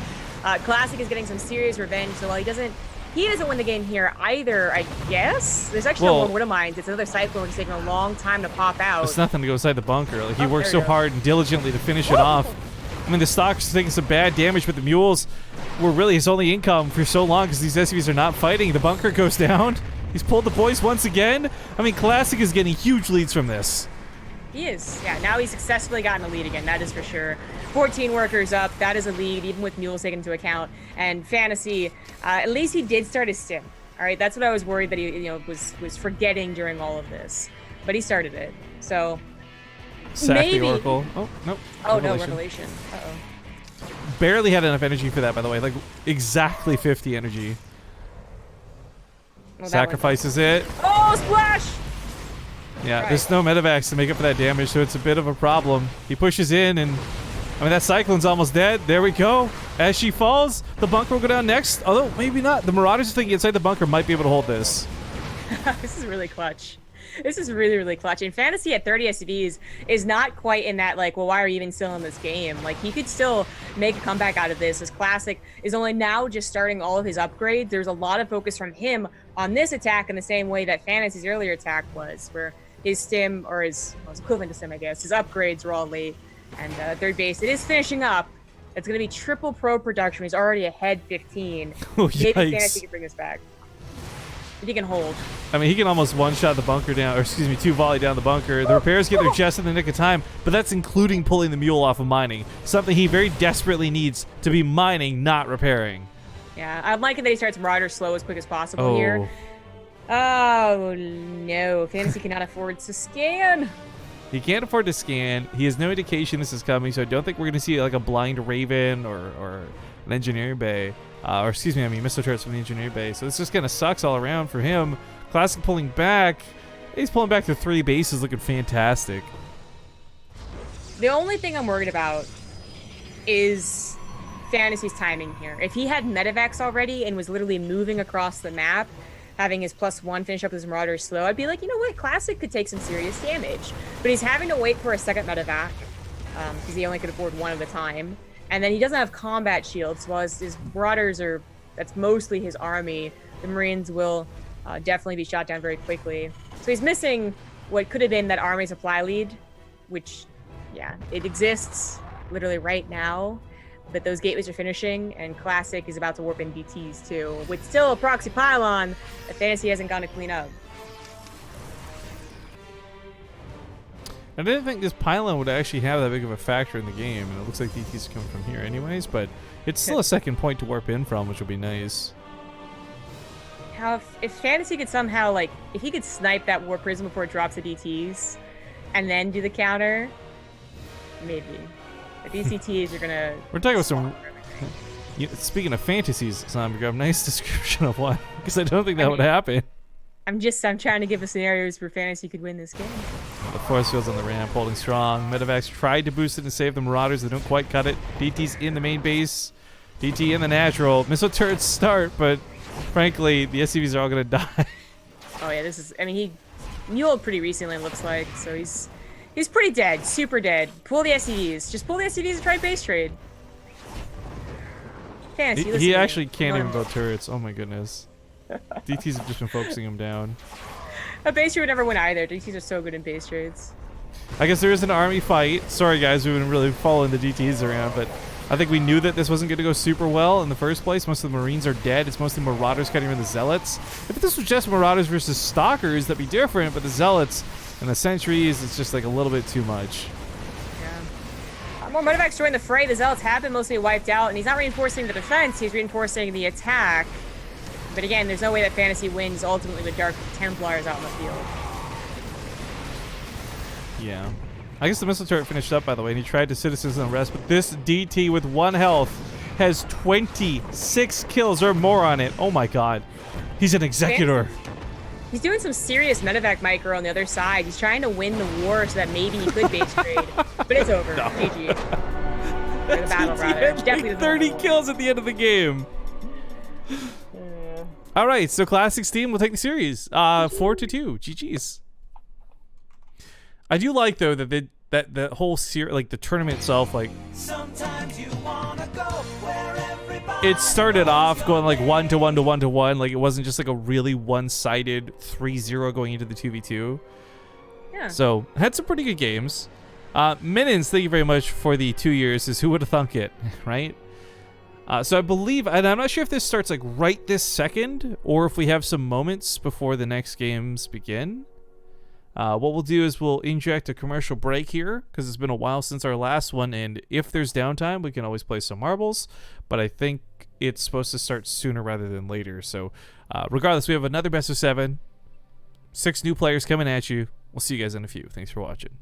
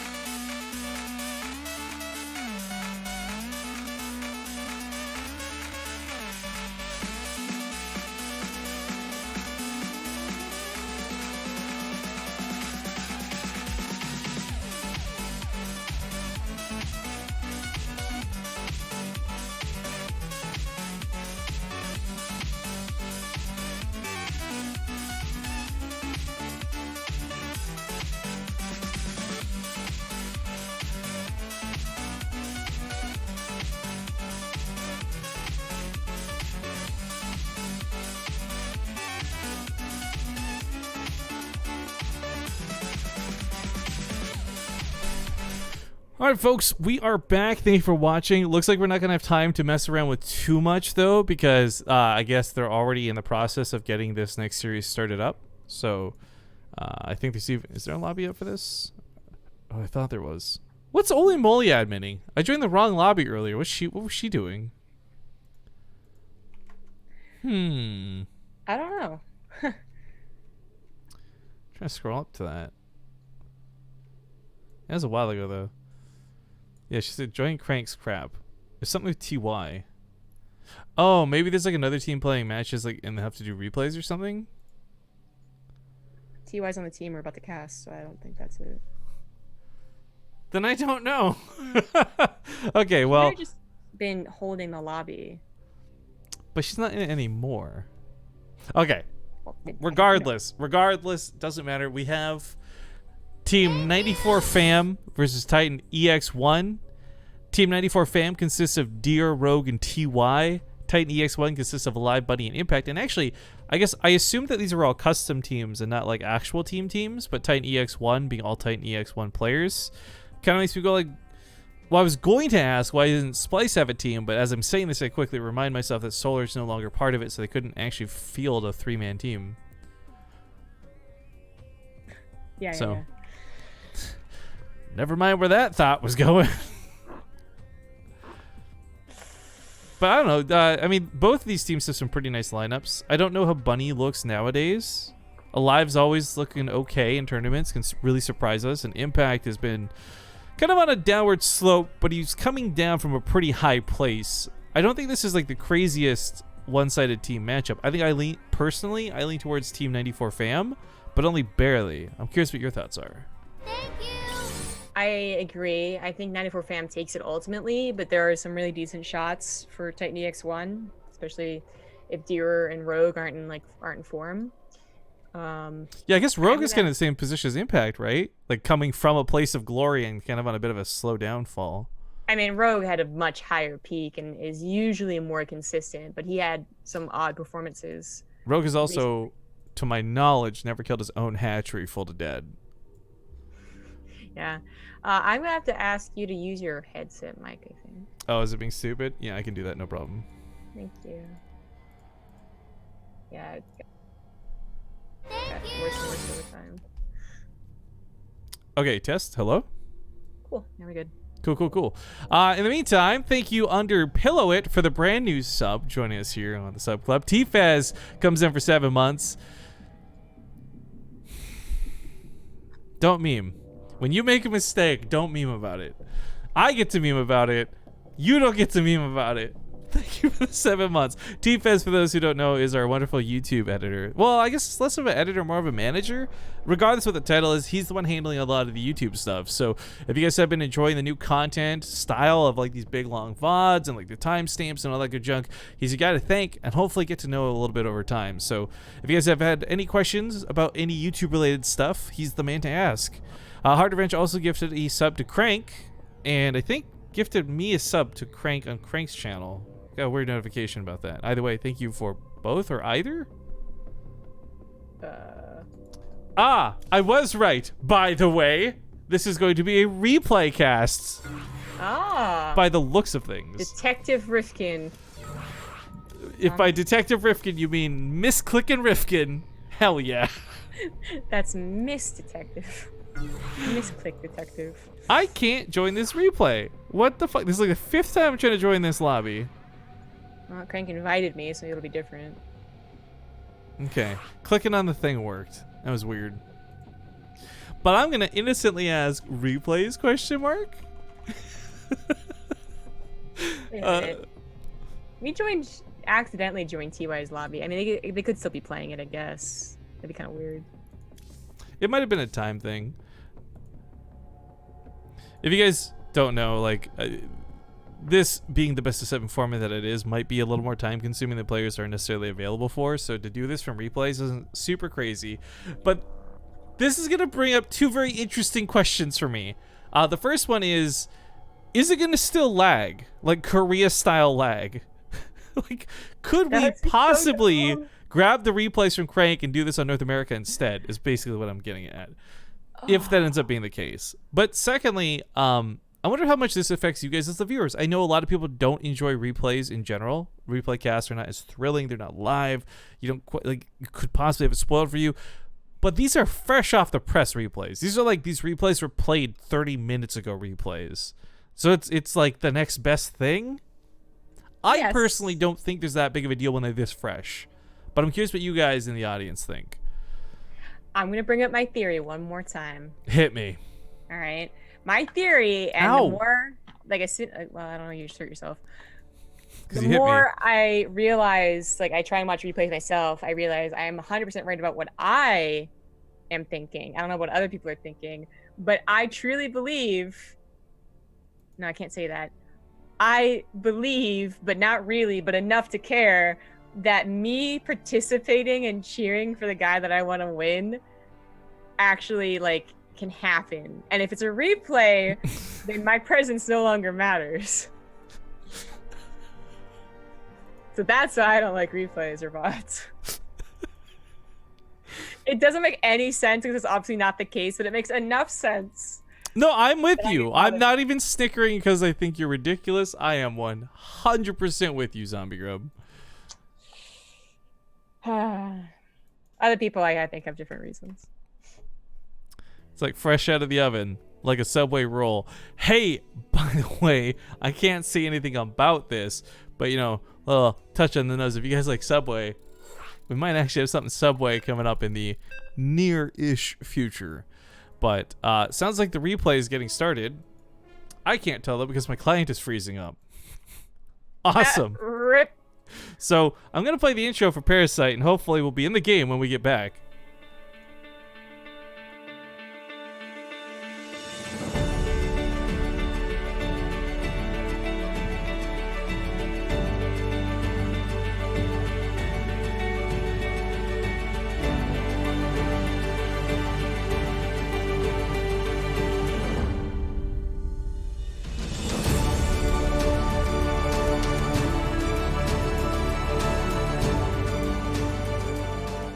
All right, we're back, and we're lucky things didn't break.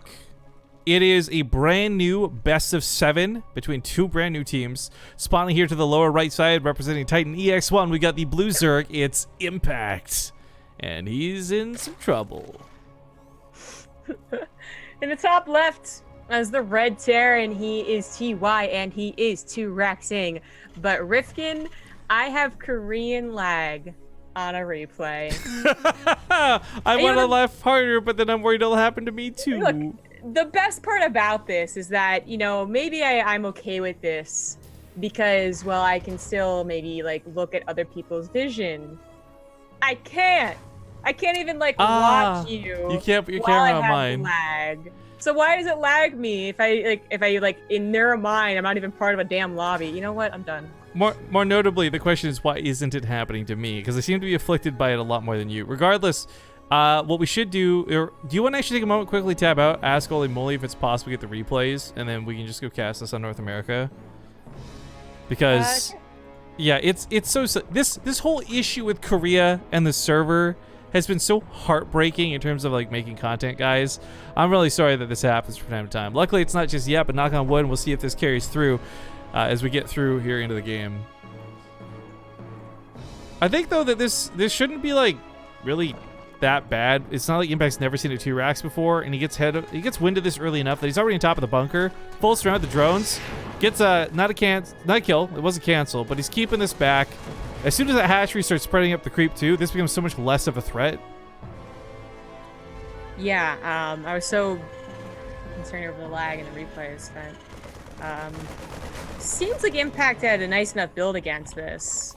And if he takes care of the SCVs, then you really have just taken care of the rush. But TY is going to have to just, you know, live with a lot of lost mining time, it seems. Oh, there's a lot of Marines to micro with. Nah, that's a good surround. Is it good enough, though? He's getting really... at some point, you're like, pull those back and put those boys mining. Like, please. Yeah, that was really far away. But he really wanted the spine claw to finish without any Marines in those bunkers, and that worked out fine. TY will have to macro out of this, but that was always the plan. And even though he didn't get a lot of, like, he didn't get the hatchery, he didn't get Marines in a bunker, he still got 4 drones, some lings, a spine crawler built, and a lot of lost mining time. Yeah, actually, it's kind of crazy when you look at the income advantage. It is so heavily TY favored, like unbelievably TY favored. Yeah, I think this is still good enough, and it's not even that much of a stretch to say because so often 2 Raxes are good enough when played by these Korean guys. Anyways, it's an incredible strategy, so you can never see it lose. The only time it looks really dumb is when the SCV's killed or the Marines are surrounded before they even get to the front of the base. Well, this for me is kind of like Zerk 12 pooling, right? It's something that looks more aggressive than it actually is, or rather, it looks more all in. It looks more dedicated than it actually is. For TY to fall back off of this with less workers but have a better income. Anyways, natural base is on the way. Mules are gonna make a hell of a difference too. I feel like this game could just reset. We've had this happen so often, right? Fast forward to the 7-minute mark, and this game doesn't look like there was a proxy in the beginning. Both players are on their bases. Both players are on their worker counts. But I think Impact did take a lot of damage from that. So just like the over-droning, or the over-commitment of the drones, the spine crawler, so much went into that, and it didn't actually punish TY all that badly, all things considered. It didn't. I think this is, especially if this Hellion drop does any damage, this is, in fact, a decent jumping off point for TY. Now, we have a Roach Warren for Impact. I don't know if he's really going to play into Roaches. He had a really fantastic game, and this is so weird. You know, when we were casting the last series, I said if Impact versus TY happened on a Zerg-favored map, and I don't want to say Parasite's 100% Zerg-favored, but it can be good. This is the map that I was thinking of, because Impact's played a really cool game just like a couple days ago on this map, Ballistics Brawl, I believe, where he like dominated a very good Terran player, Kira, actually. But that was with Ling Baneling Muta.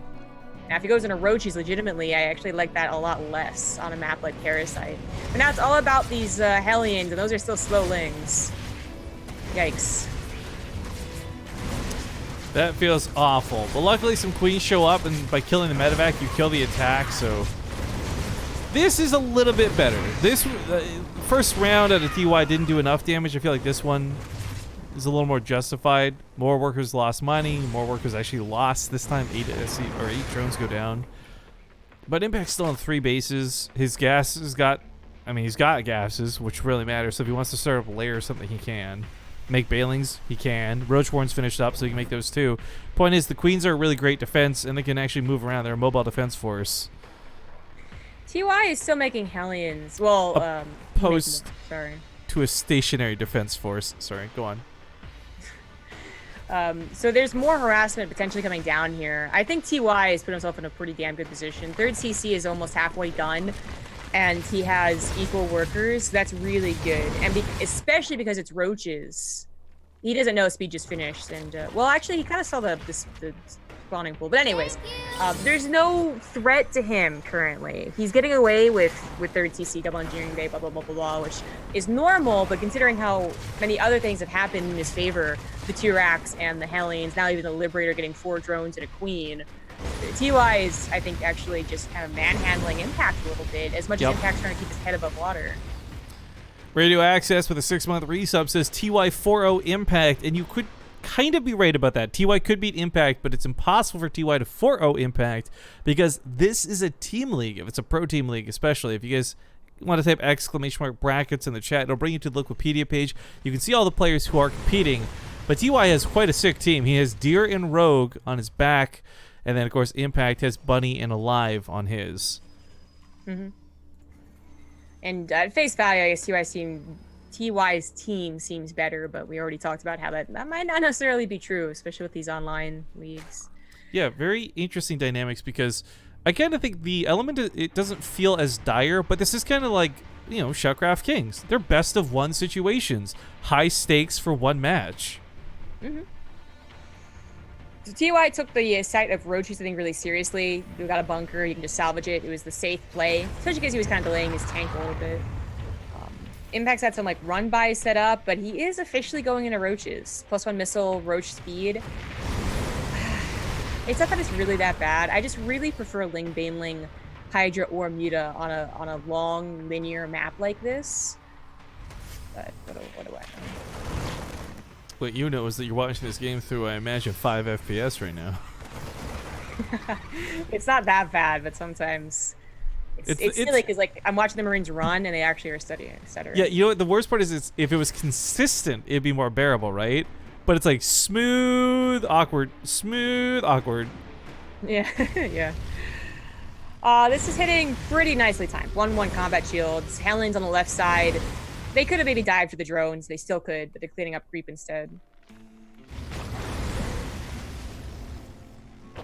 Ooh, this drone line is pretty exposed. He's already gonna pull half of it. Meanwhile, he's got to fend off this attack on the right side. Corrosive Bile's going to try and land. Marines dodge outside of that, but the damage here with the 1-1, it's not something that Impact should really undervalue. This could have killed those Ravagers very quickly. That was really bold at TY. That's exactly what I was hoping would happen. Liberator gets a couple of drones in the main, by the way. And he goes back for round 2 and third. Hellions roasting up those drones, brings the kill count up to 13. Wow, TY is... Oh, he's really dominating here. And Impact, even though he has he doesn't have any speedlings. They all died in a desperate attempt at a run by. But anyways, like TY also could just clean up all this creep. And instead he went for the Ravagers, which ended up working out fine for him. Fourth base is already on the way. He's got this really cool wall set up back at home. And that's one of the nice things about Parasite. The more I watch it, the more you see opportunities to wall for Terran. This one's new to me. Ooh, some Overlords for free. Forcing Impact to respond, of course. Focuses down the hatchery. That's a nice cancel. Not going to get the kill, but that's good enough. He's already, as you said, manhandling. I want to just say controlling the situation. But regardless, whether it's rough or not, it's still tough for Impact. He just doesn't have what it takes to split. The focus fire on the Ravager there was gorgeous, by the way.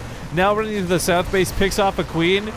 I mean, I could highlight for you guys all day the idea behind Terran. Small trades, big wins later on, but the reality is TY is just winning and winning and winning and winning.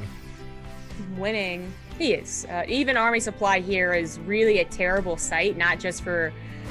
Well, not necessarily for like Zerg in general, because sometimes they can really make good things happen 20 supply down, but rather that it's Roach Ravager. And now he's getting into some, like, you know, some Banelings or some of the hopes on the way in Station Pick 2. The Roach Ravager Ling is just a numbers game. And when you're even or lower in numbers, unless they don't have combat shields or something, like, you're not going to win that fight. Roach Ravager's just like Age. Ain't nothing but a... Oh, wait, nope. It's not a good thing in this case, though. Nope. It was never a good thing, no matter how you phrase that. Okay, you were... All right, like, people say that when they mean, like, oh, I'm 50, but I feel like a 20-year-old. Like, you went with a... I don't know, weird way. I might have a problem. My brain doesn't work like normal people's brains work. Yeah, just hope one day. I hope there's never a day where our VODs will be, you know, evidence in a court case, so I'm saying. How far do you think this goes for me? I don't have... Look, here... I don't have enough of a desire for 3D women for that to ever go to a court case. Dear God, this is just going on live stream tales. Look, take it where you'd like. At the end of the day, 2D women, my anime waifus, are all that matter to me. Take it where you like. All right, Just then. thrust into things like TY is. Dives really deep on the creep for this. That was really bold with the Banelings, but he deals with it so efficiently. His army supply is so good. He's on those 2-2 upgrades. Huge leads over Impact, who just really can't find a fight. He just really can't find a fight he can take. Yeah. This might have looked like an even game to some people, maybe a bit newer to StarCraft or something, but it really never was. Impact was on terrible army supply, taking too much damage. Now he's on with a hive, and he might take an okay fight here. Just one thing is besieged, but it doesn't look like it. Ooh. Oh no. Oh, definitely not. There's so many more tanks. If this was... GG. If this was like half the tank count, that actually looked promising for Impact. But TY had so many more tanks where that came from. Even before we leave the game, 114 army supply to 37 at the very end there. That's a big ol' YIKES. I think that's how you spell yeet. At any rate, that's going to be the first one down. Now, for you guys who don't know the format of this, these first 3 matches are pre-picked. So this is not something where like, oh, you saw who won and all-kill format, you're trying to snipe the guy. They're pre-picked games. Game 4 in this best of 7, regardless of whether it's 2-0, 3-0, 2-1, Game 4 is going to be a 2v2, which does count towards the overall score of the games, but also determines a revive, which is still a point we're a little unclear on. But did you find out if we can go to North America for the replays? I messaged her, and I never got a response back. Let me crank.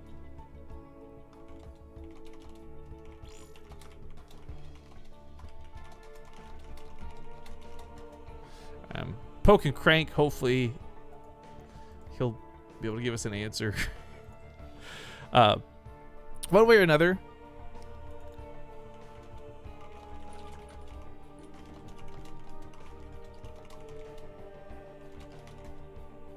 One way or another, we're going to see, because if these are going to be done through replays, I would love to just have like the smoothest experience possible over in North America if we're able to.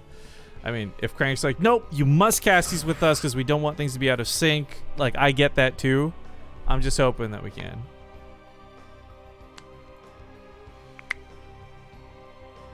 Yeah, it looks like he's saying okay. So, I'm going to have to leave it to you to grab those because I'm off of Skype. I'm imagining that's where he would send them. Or Only Moly maybe on Discord. I don't know how to coordinate this. Yeah, I'm looking. I'm waiting. I'm prepared.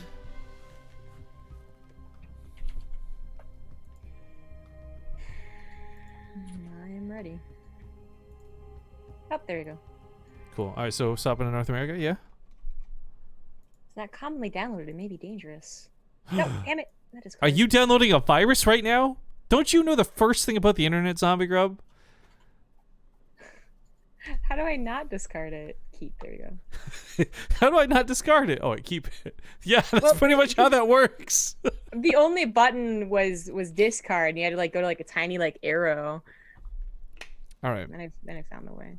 So just to be clear for everybody who's about to watch, we may be a little bit out of sync with Crank's stream, but it shouldn't matter for much because it won't be by much. These are replays. We don't know the scores. We're getting into this fresh just like you guys, and these maps were played out. Like, I accidentally joined one of these players' lobbies while we were casting their series. So these replays are like not more than an hour old. Yes.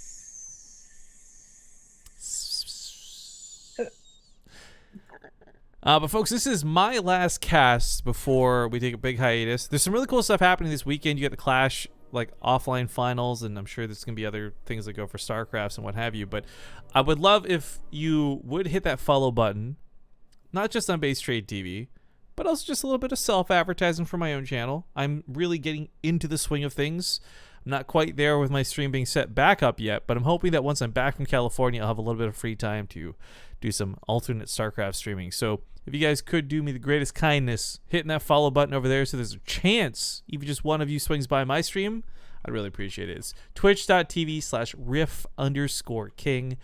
It's very similar to my Twitter, just doesn't have a Z at the end, or a Z. Either way, I'm just spamming it in chat here, but please, I'm begging you. If you've enjoyed the show today, you want to help out Rifkin, go follow his personal channel. It would mean a lot. I am having trouble entering your lobby. Let me try relogging. Okay. Good times. Oh, did you finish leveling up Tychus yesterday, by the way? I did. Yeah. His masteries are kind of a bit of a letdown, to be honest. I'm curious what your thoughts are. Well, there was one of them that was very obvious which one you should go for. The middle one. I don't remember exactly what it was, but like you're just like, well, why would I ever do that? I put it all into one. Borsty. Let me purge this shit. Oh. How dare you advertise another streamer's stream in my Twitch channel? Rip. Especially without my explicit permission. It's ridiculous. I don't know who that streamer was, but don't you dare break protocol like that ever again. Or that 1 second purge becomes a forever ban. For definitely real. And then he'll always be on my channel, twitch.tv/zombiegrub. He already is. Hey, wait a minute. Ha! No, of course, Zombie Grub's got her own personal channel too. Most of you probably know about this at this point, but twitch.tv/zombiegrub. Another channel definitely to check out, but follow. But let's get into game number 2. The map is... It doesn't show me what the map is. What map are we going to? Acid Plant, apparently. Okay, here's the intro. See you guys in game.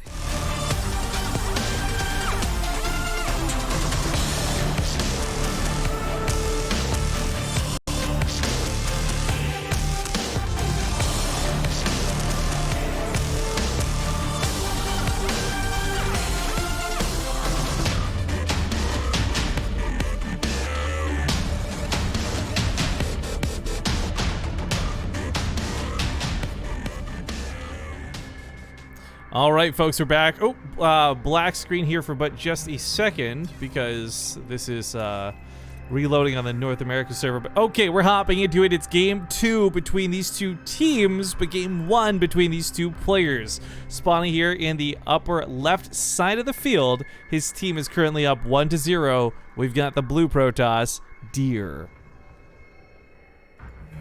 In the bottom right, good old-fashioned broken decals. It is the red Terran Bunny. Yeah, what is that decal? What? Yeah, it's like always consistent, and then they'll fix it, and then there'll be another patch, and then the replays will break again, like, and so on and so forth. But it's like one of the developers. It's just like a really awkward grinning face. I mean, this picture has existed since, like, I want to say StarCraft 1, but at least Warcraft 3, I believe. Huh, that's interesting. This is the WoW vanilla. There we go. Long time. Well, regardless, to give you guys a bit of a, again, recap on what's happening outside of this. This is a team league. Every Friday, you're going to be able to watch these. Crank will be casting this, and I guess we'll try to do, I'm assuming he'll try to do more live matches than replays, but once in a while, we may have to do something like this where the replays are fresh and hot off the presses, but they are still replays. Regardless, we get a much smoother show being on North America now, so I'm not one to complain about this, as the woes of Korea have really started to eat away at my soul.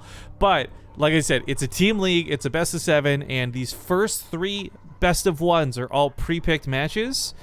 After that, game 4 ends up being a 2v2. It's a really interesting swap up, and we keep watching as things develop for this. But there's so many good teams. If you haven't done it yet, be sure to check out the Wikipedia page for this. You can do that quickly if you're live on Twitch by typing !brackets. But the names in this league are great, but the teams, I mean, you got Selendis and Bugs, which is Stats, Dark, and Solar. You got Byun and the Kids, which is Byun, Gumio, and Patience, and I'm kind of like, Patience, why are you on that list? But who cares? It's still a great lineup. Trap, Cura, Classic. Innovation one-man team is Innovation, Sue, and Zest. Those are like the 3 best players of their respective races. Like, I am so beyond excited Crank was able to throw these guys together and make this happen, because as a tournament organizer myself, I've actually been struggling with getting signups for things lately, even in Korea, which has classically never been a problem. So I'm beyond impressed that Crank was able to not just wrangle his friends, but get such talented people together for this. There is a lot of talent here. Now, the prize is also not too shabby, I guess, since we didn't really go over that. It's like $4,000 or something, isn't it? Yeah, in total, it's about it's 3,500, about 4,001. Like, yeah. The point is, like, it's actually pretty nice considering that there were only so many teams. So you advance once, and you even have a losers bracket if you don't. Then you're already in at least some money. Now, it is split between 3 players, but it could be worse. This could have been a 5-player team. It could have been 4, but it's 3, so. I gotta imagine this format's a lot more fun for these guys, too. Because for other regions, we always fantasize about team leagues, but they never really had an established one. There's, like, some, I'm sure, familiarity with the format that these guys certainly enjoy. Not that there's a team league anymore, or pro league or anything like that, but further by the fact that they get to play with their buddies. Like, you don't have a lot of opportunity in a solo game of StarCraft 2. Yeah. The last place finishers, by the way, get approximately $10 each. I do love that there is something. They're like, you guys got lunch for playing StarCraft. Thank you for coming out. Right? They got 2 lunches in Korea, man. You can get some delicious kimbap. Not much has happened in this game, but we do have Bunny going for Banshees. That's going to be the real interesting part. And they surprisingly end up in Scouted, because the Oracle didn't go that way. I want to see Banshees are becoming a lot less surprising this matchup. It really was once in a blue moon you'd see a Terran player go for something like this, but in this case, even if it does get scouted, it may still work out fairly well. Deer has no anti-air at the moment, and the Oracles and the Adepts coming across the map, I don't know if this is enough to take on the Marines. I think if he pulls the SCVs, he'll be okay. There's a Widow Mine. There is a Widow Mine. Oh. There's a Widow Mine. Oh, but it's not going to shoot anything. Actually. Oh, awkward. Oh my god, it's awkward. Maybe it could have microed that Oracle back, but was looking for the damage. Now it's going to... Yeah, here's the Widow Mine, by the way, for those who didn't see it going into it. Sitting above the dish. It's almost better that it didn't, though, because if it had shot off on the Adepts, it would have splashed the Marines, and I think that would have been way worse for Bunny than it would have been for Deer. But now the Banshee gets over here, and as I mentioned, there's no anti-air, and even if that... Oh, no, even if the Phoenix finishes up, do all the Oracles die? They did. There's no detection. The Banshee just sits here cloaked forever. Well, not forever, until it runs out of energy, but same difference. Okay, that was surprisingly long time not to cloak. As the Adepts get into the main base, so he was distracted. But this Banshee might just win Bunny the game. In fact, I think it is. The second Wait, Phoenix comes out. He's not even getting a second. He's not even getting Oracle. He's just like. He's getting observers. That's why. Oh, where? Oh, the Oracle's over there. Okay. That makes sense. There it is now. But he still has to split between 2 locations, and the second Banshee comes in. The first one actually gets out alive, which is huge on top of this. Oh, Deer is dead. Come on. Come on. Second Banshee. He's gonna recall the observer and the Phoenix over to this base. That's clever. But damn, this girl gets out of there with a ton of probe kills. 25 dead in total. I mean, credit to the Chrono Boost where it's due. He's built so many to replace this, but damn. 25 probes. Thankfully, Bunny also lost 7. Otherwise, it would be a super embarrassing lead for the Terran player. Right now, it's just even, which I think is workable for the Protoss. But this another Banshee's gonna come in here. Now, it accidentally goes right where the Phoenix and Observer are. He was thinking they go back to the main, expecting the Banshee that survived to go back in. That was almost clever. It's too clever for his own good. I'm just gonna adjust this really quick, guys. Trying to sound down just a smidge. Music's a bit loud on my end. Hopefully it's not too low in the stream now. Let me know if it is. We can always adjust it back. But I think even the second Banshee dying still ends up being a little worth. I mean, he's every mineral that Deer's had to put towards reprobing is him not building more units. Note, there's not really a bunch of stalkers on the ground supporting this Immortal. There's not a ton of zealots. Like, Deer has had to spend so much money on probes. He hasn't been able to spend much of that on army. I know it's like laughable, but Chrono Boost is their macro mechanic, and that's all also gone into nothing but probes. So. Oh, get out! That was my shot. That was reaching. Bunny's gonna have a 3rd CC. He's gonna have his upgraded units very, very soon, and things are looking good for the Terran. But Deer, I mean, if he does everything right from here on out, there is still a win for him potentially. Just his units aren't. His army's not that big. It's got some good units in it. I feel like the problem is though, Deer, whether his army is strong units or not, he's got few of them. So Bunny, upon recognizing this, could start splitting, right? Drop in the main, drop in the 3rd, and Deer can't respond to both at the same time appropriately. Let's not forget, there's still this Banshee, by the way. She's got 17 kills from earlier. She's almost full, or well, not full. She's halfway up on energy. Point is, she's got a lot more killing potential inside of her, too. Maybe not the shield battery, though. God, that feels bad. 5 shots to kill a probe with a shield battery, guys. Just FYI. Takes a long time. But if you're distracting, you either eventually burn through the shield battery, or you take huge advantages with this army here, now going into the 3rd base, runs up the ramp, burrows the Widow Mine, and is going to be taking a very efficient trade. The Immortals are actually surviving through this. Pretty key here, but with these Widow Mines, there's no advancing for Deer through it.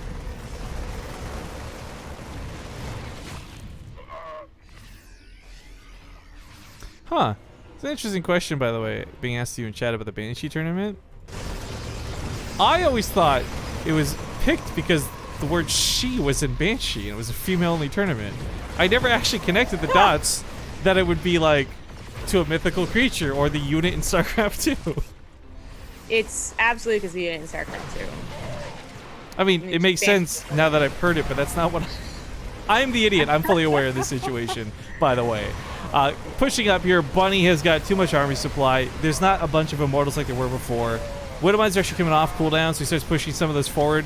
And as the Immortals and Stalkers have to shoot those, they're not killing the Marauders, which, by the way, everything just falls apart on Deer, and Bunny takes the game, tying up the series 1-1. But luckily, guys, because we are doing these 3 replays, it's a little bit of bim bam boom. We don't have to spend a lot of downtime. So let's get into that next lobby here. In fact, you're already on this. You're so good, Zombie Grub. Of course I am. How did you get to be this good? Years of practice, all right? No one else can do my job. She's a lobby host, her, guys. You'll have to invite me, though. I can't friends list, if you recall. Thought I did. I don't have one. There we go. There you go. Problems resolved. Now, these are the only best of 7s happening today. just so you guys are aware. So, well, there's a lot of really sick names in the brackets. Those will be happening in future weeks. I once again can't see the map though. What map do we have? I don't know. Awesome. We'll find out in a second as we load into blue shift. See you guys.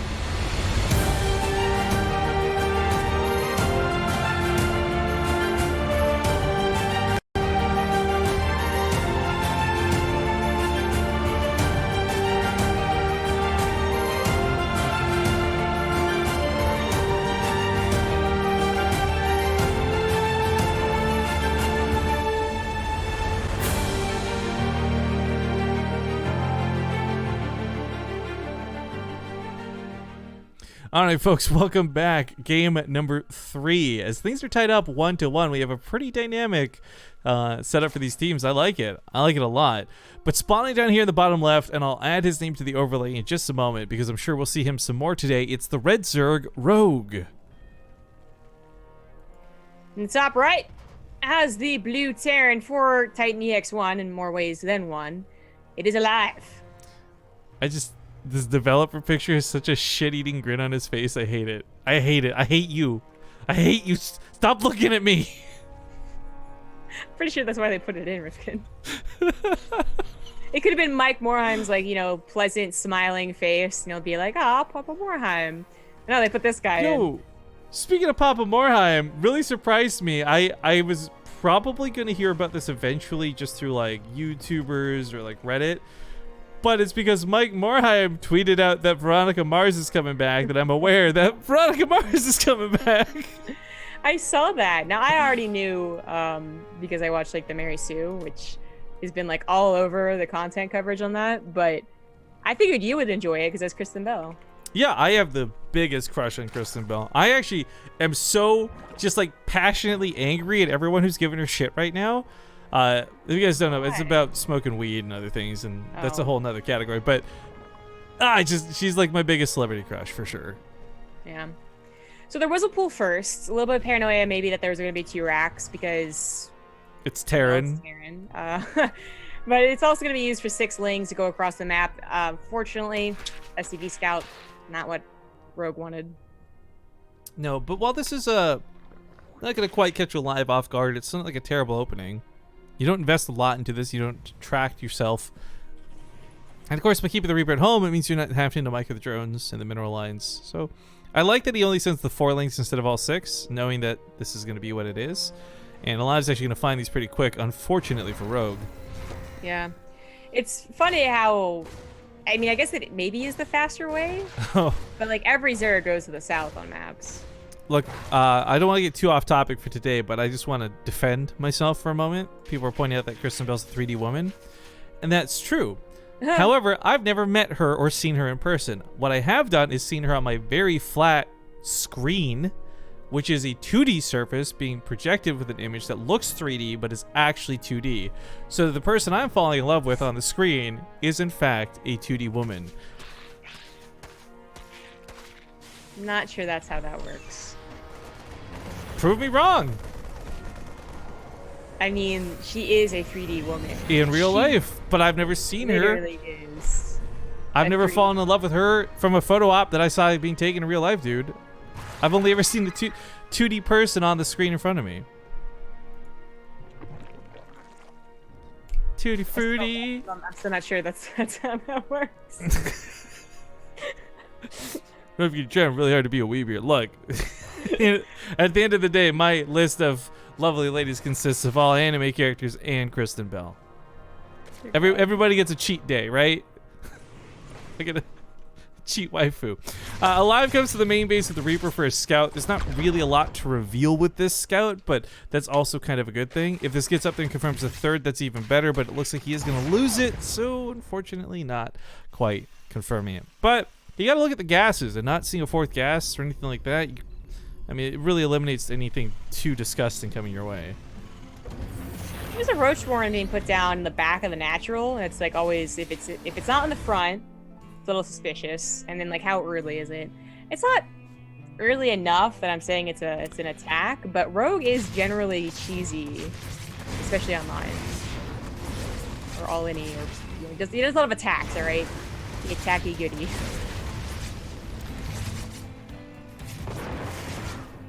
Hey, Borsty, can you put a zombie grub emote in chat? Don't do it, Borsty. I don't know why he wants it, but don't do it. This is too suspicious.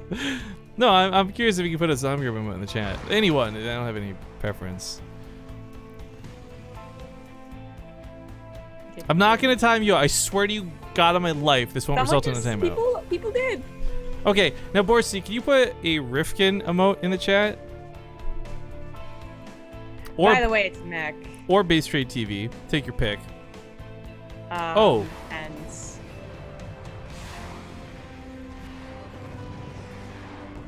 Oh, cool. He can't because he's not subbed to me or BaseTradeTV.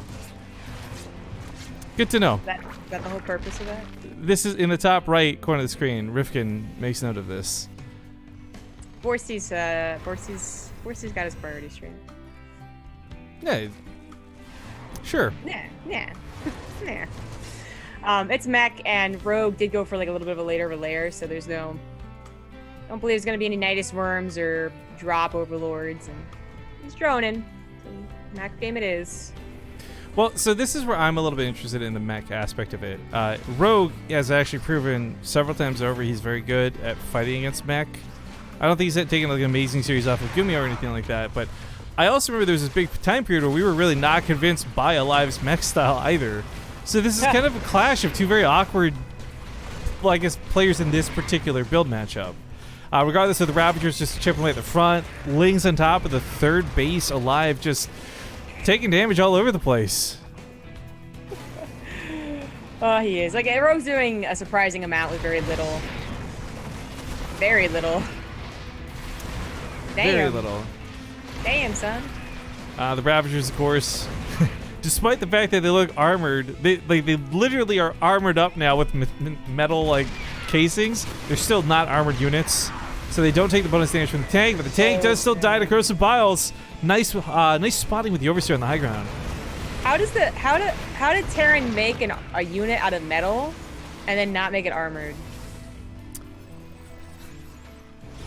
Well, metal doesn't equal armor. Doesn't it though? I mean, Hellions aren't armored either, so I get that it's not consistent, but Okay, what about female armor designs in video games? You can't really call that armor, but it's still made out of metal. well, does the Ravager only have his boobies covered?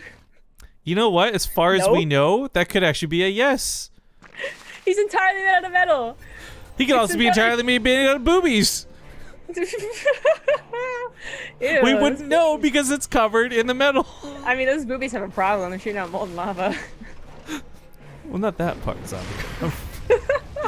All right. Strange topics aside, we got Thors following this up, and I don't like that one bit. The tanks are doing okay for now, but the Thors won't be able to contest these roaches. If Alive in his mind is thinking about doing like double Thor drops, Gumiho style, I like the idea, but he's not actually able to do that. He's going to have to spend so much time defending, those will never get across the map, and a big part of that is timing. So by the time those Thors get across the field, Swarm Hosts are out. Like, there's a step 1, step 2 to this, and Rogue's already on step 3. Well, Rogue is just hitting all these really weird timings. I mean, 4 Ravagers dealing as much damage as they did, there should be 2 more tanks out and about. And then this hitting not with 1-1 at like 8:39 minutes, but at 7:30. No, you know what? Here's what Alive do. Alive is doing like the IKEA mech build. He's seen the picture on the box from watching Gumiho, but he's not actually reading the instructions. Damn, yo. I don't know. As much as I think like Alive could be playing better, obviously, I Ugh. also think that Rogue is doing what Rogue does, and Oh, it's it's just so gross. like supernaturally like intuitive about the game. I think you're right. I'm making some jokes, but I think Rogue just has this, and I mean, we talked about the past being questionable of Alive's mech, but he has actually made it work in series. We've cast those firsthand, but this game against this player, it's not looking convincing. And these Thors, yes, they're annoying for sure, but the Locusts are going to be even more painful. They land on top of the tanks. There's barely any cover for these. They're actually going to kill the Hellbats too. And with the Hellbats out, that's it. GG. Rogue takes the game now 2-1 in the favor of his team in the overall best of 7. But now we get into the juicy game. It's a 2 versus 2 coming up next. This point still counts towards the overall score, but the winner of the 2v2 also gets the revive. Now how that factors in, apparently we don't know, but we thought we did. Question marks. But we are going to go to a commercial break before we get into this 2v2. So I thank you guys kindly for watching. I hope you're enjoying the show. If you are enjoying the show, maybe consider subscribing so that you're not a piece of shit like Borsty. But I'll see you guys in a few minutes.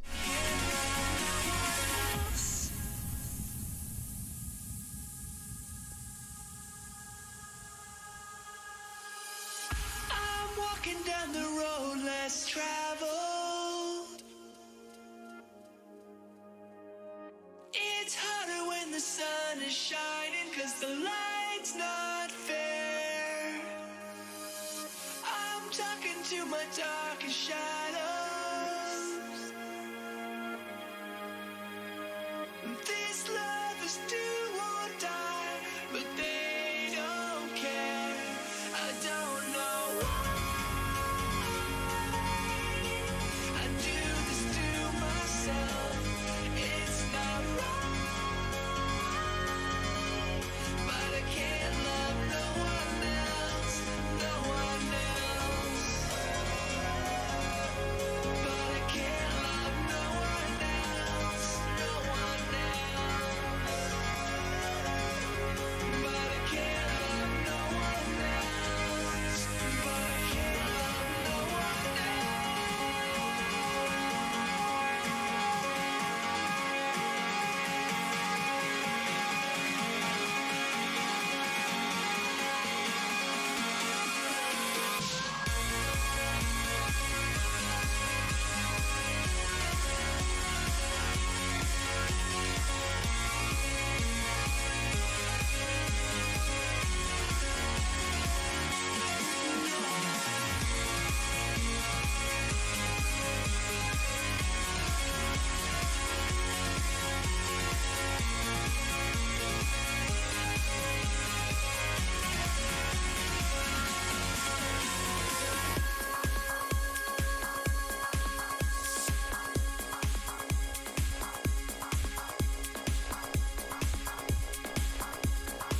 All right, folks, we're back, and we're getting into the 2v2 right now. So it looks like it's the same map as before, the Emerald City Showdown here.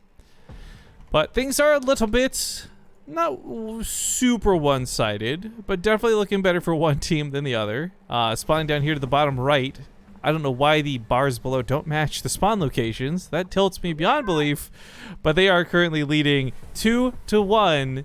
We have the pink Terran TY and the red Protoss Deer. In the top left for Titan EX1, it is Impact, is the teal Zerg, and Bunny is the blue Terran. Borsty was willing to give $1 to BaseTradeTV. Hell yeah! Thank you, And now, Borsty. he'll have to remember to cancel his subscription. Actually, the biggest thing Borsty has now, though, is 2 months of the Ace Jesus Take the Wheel emote, and I think that is what matters the most. Actually, I don't know who it was. Someone had linked me this clip, though, where they used that emote in another streamer's channel, and the guy, like, lost his shit once he moused over it and read what the code for it was. Because it is, like, all caps. Like, it just kind of comes at you. But, petty joking aside, guys, Borsty is super OG, like, StarCraft fan. I hope you know that I don't hate you, dude. Just a little bit of ribbing and teasing for some funsies. But on that real note, someone else asked if I gift myself a sub from another account, can I resub for $1? And the answer to that is strangely yes. Twitch has left the opportunity to game the system. I'm not going to do that. Like, ideally, like, you could possibly just make a bunch of accounts, keep subbing yourself and re-upping it, and like you would make money doing this, but like I just don't think that's worth it. Like, get some real subs. Yeah. I mean, they also, last year's September was also a potential game system. I think they're well aware this could happen. Some guy was like in my chat asking like why more streamers don't just ask people to sub and then promise to why don't streamers give them the sub and then make them someone free to get the $1 sub. Yeah, who was it? Was it Poke Bunny? There was someone, they were literally like refunding subs 100% because they knew that it would still make the money. And I was just like, yeah, it was last year. Yeah. It's such a short-term game for something that I feel looks bad, first off, but secondly, like, could actually maybe get you in trouble because you don't know that it doesn't or won't. But anyways, Twitch stuff aside, we're still here for the QCL, guys, and I think what's really interesting about this is we have a team with no Protoss. We witnessed before how big of a deal Phoenix and obviously Protoss impacted the first 2v2 of the previous best of 7. This time around, it's, I mean, TY and Deer, great players for sure, but I'm wondering if Bunny and Impact have got that team synergy, like they're literally on a team that can maybe pull through. There's some big power to TZ. I think Terran and Zerg actually are a really good combination for 2v2s. Well, I think they are up until the late game. So early to mid, they have very strong attacks. It's literally like Hellion Ling is one of the stronger attacks you can do, but they're not doing that. Deer is going for Phoenix, which I still think is a very good thing to do, even though he doesn't have, you know, a Protoss he's facing or his partner is a Protoss as well. I actually, it's too early to call, obviously, but I feel like I'm liking the TP composition more than TZ. Yeah, toilet paper is very nice. Everybody needs it. Yeah, it's pretty important. But the Phoenix, double Stargate, I mean, the thing is, this works well in 1v1s, and highlighting the emphasis that it does work exceptionally well in 2v2s. I think on top of this, TY is exactly the guy you want to give you the cover. We saw how well it worked for Cure before, you know, having that Terran ground force, and I think TY, even though it is Impact and he's playing a main race opposed to Tasia playing an off race, I think Impact is not going to have an easy time chewing through TY, allowing access to Deer's Phoenix. So yeah, I know he's talking about like team synergy, and I thought it was funny that Bunny's supply depot was lifted. Impact couldn't send his drone to his natural, and because of that, he lost 2 extra drones that had tugged out in the main. I didn't say it was... They're yelling at each other. Okay, that was kind of cool. That grabbed the Reaper like midair. Secondly, though, team synergy. I didn't say good team synergy. I mean, I'm pretty sure synergy is a positive word. Perhaps. But I don't know. Okay. +1 weapons is coming out of Deer pretty quickly for this. He is really going to be going all in to the air style. One thing I'm a little bit surprised. Sorry guys, I keep forgetting to update the best of 7. I gotta reach far for that. One thing I'm a little surprised about though is like through 2 different 2v2s we've watched of these guys, nobody did a bunch of like BS proxies. Like 2v2 is actually a pretty strong game around cheese. And you've got some Korean pros who are so good at it because that's what their 1v1 careers consist of. It's so weird though, because like you really do need your partner to in some way support you, whether it's literally also cheesing or taking advantage of the cheese. So there actually might be some people who just don't want to because they're not really team players in the you know, strictest of sense. By the way, nice double drop out of TY to the bottom side. Let's go on. But I was going to say, there's not a lot of people who dedicate to 2v2s even anymore nowadays. But back in the day, you had some pros, semi-pros, who like their life was 2v2s and 1v1s were like a secondary. And we got to see some cool shit. Like Lily Kadeen and Donna having that strategy to feed the Zerg player. So the Terran, like, they didn't make any units. They just kept expanding and mining and sending all the money to the Zerg so they could all in with roaches. Like, there's some really cool things you can do with 2v2s. But I don't think there's going to be a lot of planning because these guys are really, they don't play it much.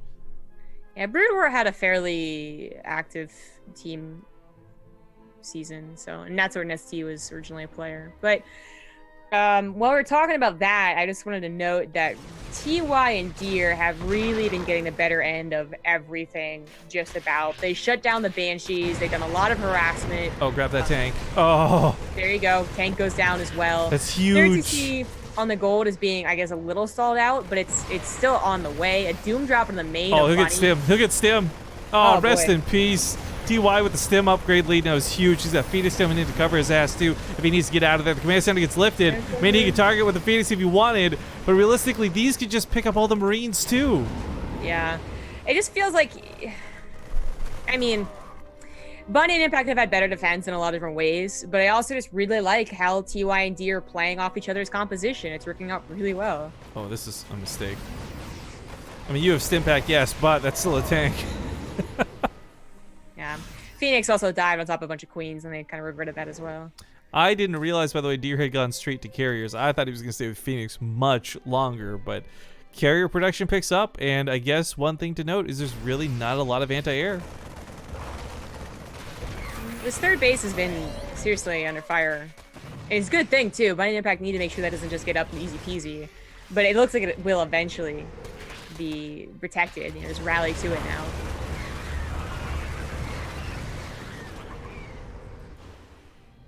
The format for this is going to be really interesting. If this ends up being a 3-1, it might just be a really short best of 7, but also means that, like, there's a lot of freedom. Like, because they can revive any player. They've got 2 players alive in the first place.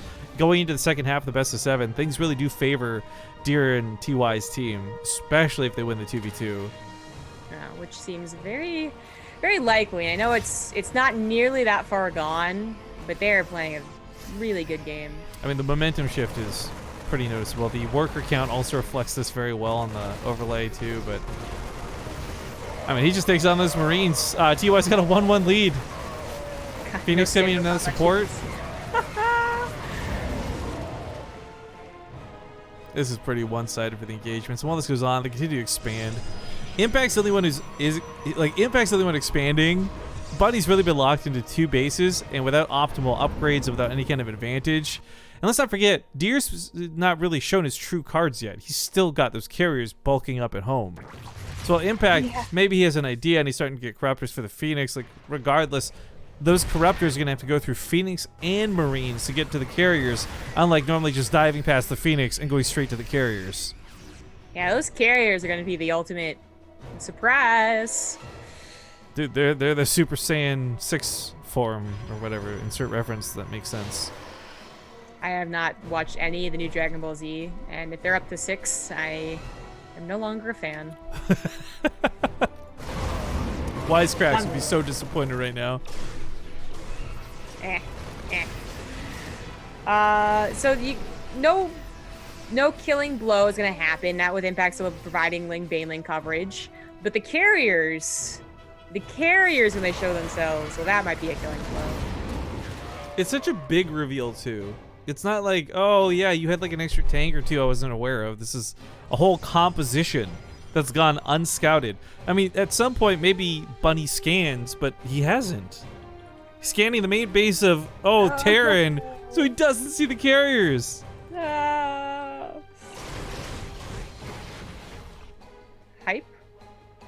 Hive?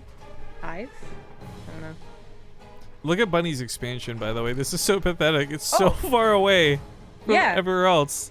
Yo, Bunny must be yelling at Impact. That was so okay. Because there's creep everywhere. He can't expand anywhere. Okay, that's funny. But okay, so I quickly clicked on Bunny's vision, and so I heard him ping. He pinged Impact's lair, and then he wrote Hive in Korean. Oh. He must be so angry at Impact. Telling him what to do? Ooh. That's so great. That's so great. This base does get canceled out. We do have attacks on the other side of the field, but these Zerglings, they get the first whiff of carriers, and that's not good. That is really not good. Look at the overall supplies right now, by the way. Yes, Impact's maxed out, but Deer pretty much is too with carriers. Yeah. Oh, well, the carriers are caught without support. Whoa. Hello. This is huge. This starts turning the tide of battle because Deer had spent the last 5 minutes just bulking up to this. It was all for this, but the Marines get care of the corruptors, and I mean, the Phoenix will soak some shots too. Either way, the small amount of carriers that live still might be good enough because all they need to do is cover the tanks. It was never about the carriers moving in for victory. Like, this was the supporting army for the Terran, and with Bunny having no chance to contest this, having had no money, no third base this entire game, even if Impact is feeding him money, he just doesn't have what it takes to take on TY. Yeah, there's a large doom drop that Bunny's going to desperately try and base trade or force the army back. That might work, though. The entire army of these other two's on the other side of the field. Deer could recall, but he's not recalling back very much. And TY's production, some of it's going to be camped here.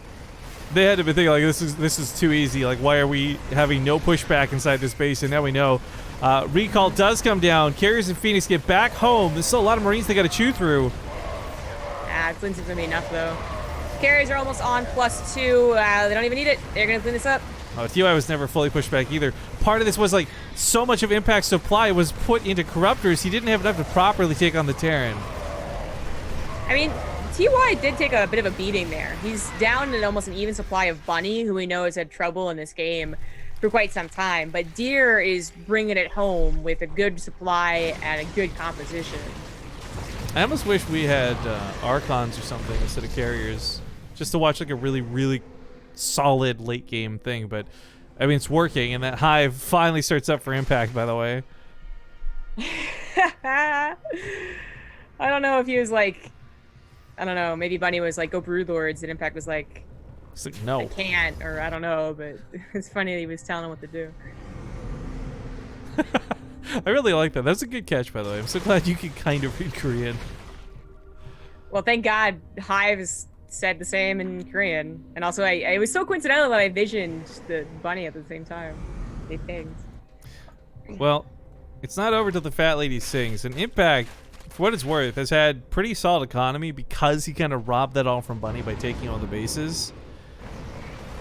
Which is great for Impact, but at the end of the day, Bunny's supply is almost half of everybody else's. And it's definitely because he's not had the extra bases to work off of.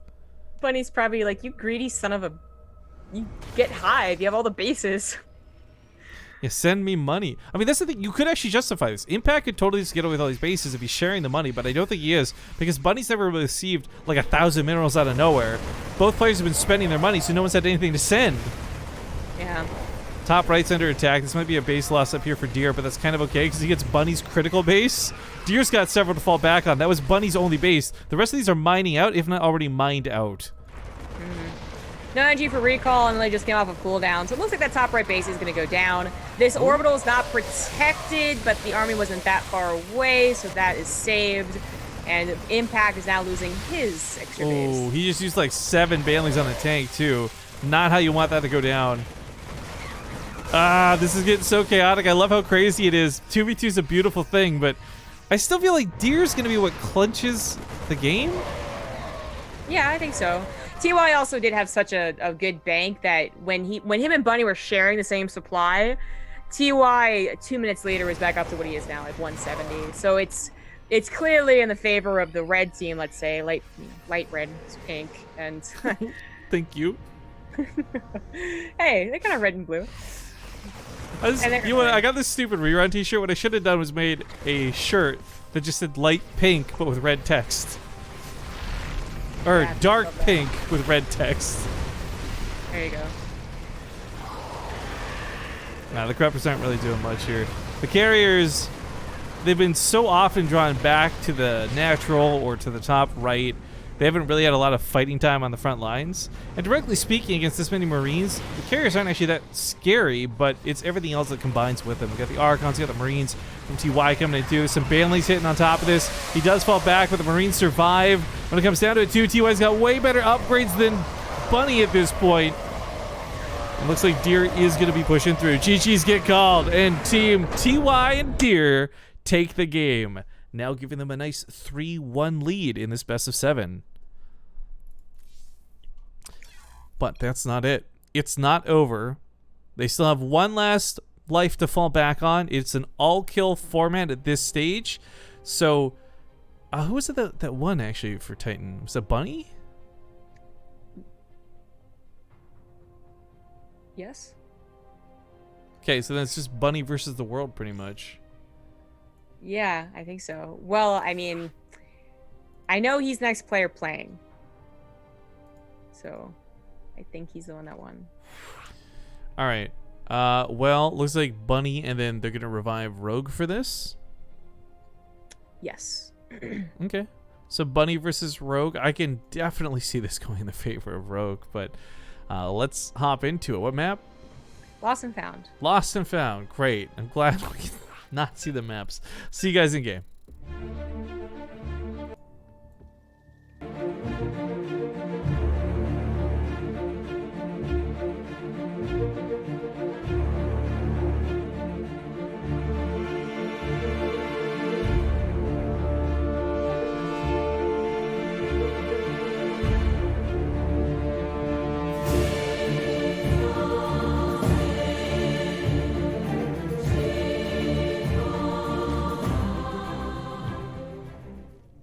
All right, we're back, and this could possibly be the last one, guys. I keep moving that logo around.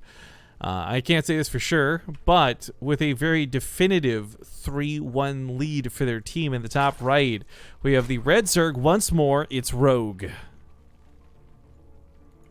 Bottom left, as the blue Terran for Titan EX1, it is Bunny. I was really not expecting the 2v2s to be as exciting as they have been. We've seen 2v2s from pros, and they end up being kind of lame, kind of methodically boring games. And again, emphasizing that as a tournament organizer who's tried to get Koreans together for 2v2s, they've really expressed no interest in the past. So I'm really glad the 2v2 games have been fun. I really was apprehensive and thought they'd be kind of lame. Well, I mean, they're not the ultimate strategic mind game like you brought up Lily Canine, but they certainly are fun, and they seem to know at least somewhat what you should do, which basically is Protoss Go Phoenix. Protoss Go Phoenix. If you haven't won by then, you don't need a plan B. Exactly. It's the only plan you ever need to know about 2v2s. Thank you, Caught Life, for the 16-month resub. Invest in QCA for those deferred gains. Huh. Huh? That's basically Korean to me. Huh? Let's go, buddy! Well, that much we knew. All I know is that I've got some stock with several very different things, and the one that seems to be the best is Coca-Cola. Because while I don't fully understand how dividends work, I get like $30 from Coca-Cola every 3 months or so. It's nice. Cool. Could use that money to go buy some more Coca-Cola. I really like Not Coke sponsored, by the way. as a brand, because like I think their graphics are so much better than Pepsi. Also, it tastes better. That's another issue. I'm really indifferent because, to be honest, I just drink like Coke Zero and that's it. Right. But I've been reading more about how Pepsi, like they're both not good for you, but about how Pepsi's slightly less worse bad for you or something. I don't know. Really? It's interesting that these drinks have such an impact in your life. Opposed to something like water. It took so long to get soda out of my system, and I will say, like, I went definitely on like a binge last 3 or 4 months, kind of some bad depression. I actually made a tweet about this, talking about it briefly, but I'm back into eating better. But through all of that, I never actually found myself slipping back into drinking soft drinks, right? Like I never went back to drinking root beer or iced tea. I was still, even when I was eating burgers and fries, still just happy with water, which was surprising to me, actually. I thought you were going to bring up like Pepsi's marketing tactics and whatnot, but my mom loves to antique shop, and like we go to old towns around the area. I love hobby shops that have a ton of Coke graphics from like the 50s and 60s, because I think their style be nice. If I decorate my own place, it'd be Coke filled. Old school marketing was certainly interesting, but I will say, as far as the battle of Pepsi versus Coke, I don't have a Pepsi bottle made out of glass that says BaseTradeTV on it. Yeah. You like thousands of others. Hundreds, I guess, actually, not thousands. Well, I just meant more that Coke sponsored TwitchCon or whatever last year, so we got that cool bottle. No, I know what you're talking about. I said like hundreds. There's dozens of us. Yeah. Actually, I'm really excited. TwitchCon has put a lot of very interesting stuff out there, but I'm going to call it overzealous safety protocols. I don't know if you read into this about how you can't have bags inside the convention hall and stuff. Which is a little... Yeah, for TwitchCon. Oh. You can't bring anything. No backpacks, no nothing. No satchels. Anything bigger than a fanny pack, they're going to stop at the door. Which is ironic because the gift you get as a partner is a backpack. But besides the point, I'm looking forward to that because it means no IRL bullshit. Yeah. Well, I guess people might try and get some type of rig, because people are desperate to IRL, so there's gonna be some type of rig that doesn't require a backpack. My point of this though is I can't wait to see what they bring, because last year having Coke as like a big sponsor was cool, and I really do, like, honestly, of all the stuff I've done in 6 years of streaming on Twitch, I really treasure that Coke bottle. It's a really cool thing to me. It is cool, for sure. I have secret questions to ask you about that, but on break or something. This might be the last game. Bunny is the last hope for Titan EX1, and he's up against a very good Zerg player. Yeah, it's tough, especially because Rogue already showed some good dominance earlier. But good response out of this. Drop gets to the main. Does fully unload, which is a bit scary, but that's a lot of Zerglings. It's a lot of queens too. Oh geez, Simulants push this off pretty quick, and those medevacs don't stand a chance to stick around. Macro hatchery coming out of Rogue too. All right, I like seeing this early because Rogue is a guy who I love watching play around Lings and Banlings. I don't love watching him go for the Hydras. I don't love watching him go for Roaches, even though he's very skilled at both. For me, Rogue is always the guy where if you let this man get to 50 Banlings in a game, he's gonna probably kill you. I guess, I mean, that seems like a kind of fast macro hatchery. Usually the fourth base kind of comes down along with it because he's dealing with the pressure of the medevac drops. He figures this is the safer move. Also, severely delayed his lair, knowing that it was going to be the 2-on-1. Those queens look awesome, but the Rift Queen emote, yeah, this is the Simulant skin. I mean, they're all robots at the end of the day. Or supposed to be. Although I did learn recently that when these queens die, their corpses catch fire, which is a little disturbing. There are some interesting death, not animations, but yeah, graphics for all of the skins. This is a bit of a Doom drop. It's pure Marine, so I don't want to call it a Doom drop, even though there's 4 almost full medevacs. But there's no Banelings, as he was expecting it to the third base, and there they are now. The Spore Crawlers... Oh man, I say they died, but they did soften up the medevacs, and 2 of those get sniped on the way out. But I was gonna say, Complacency normally hits pretty hard for the Terran. They land and they drop on top of Spore Crawlers, and you're not given the freedom to target them down like that because the Lings are already on you, the Banelings are already on you. So it's kind of cool that Bunny got the freedom to take both the Spore Crawlers out and not lose both of his medevacs or all of his medevacs to them, but still ultimately lose them to the Queen because they're so low. They gotta stay away. Finally feeling confident, takes the fourth base, spread and creep over to at least the right side, which is usually most important. I mean, behind all this aggression, Bunny's been getting a decent macro game. It's not maybe the absolute best, as he's down 20 workers. Rogue has successfully gotten to a very good economy. All he needs is that fourth base. Whoa, look at the resources lost really quick, by the way, before this changes. That is shockingly close. Damn.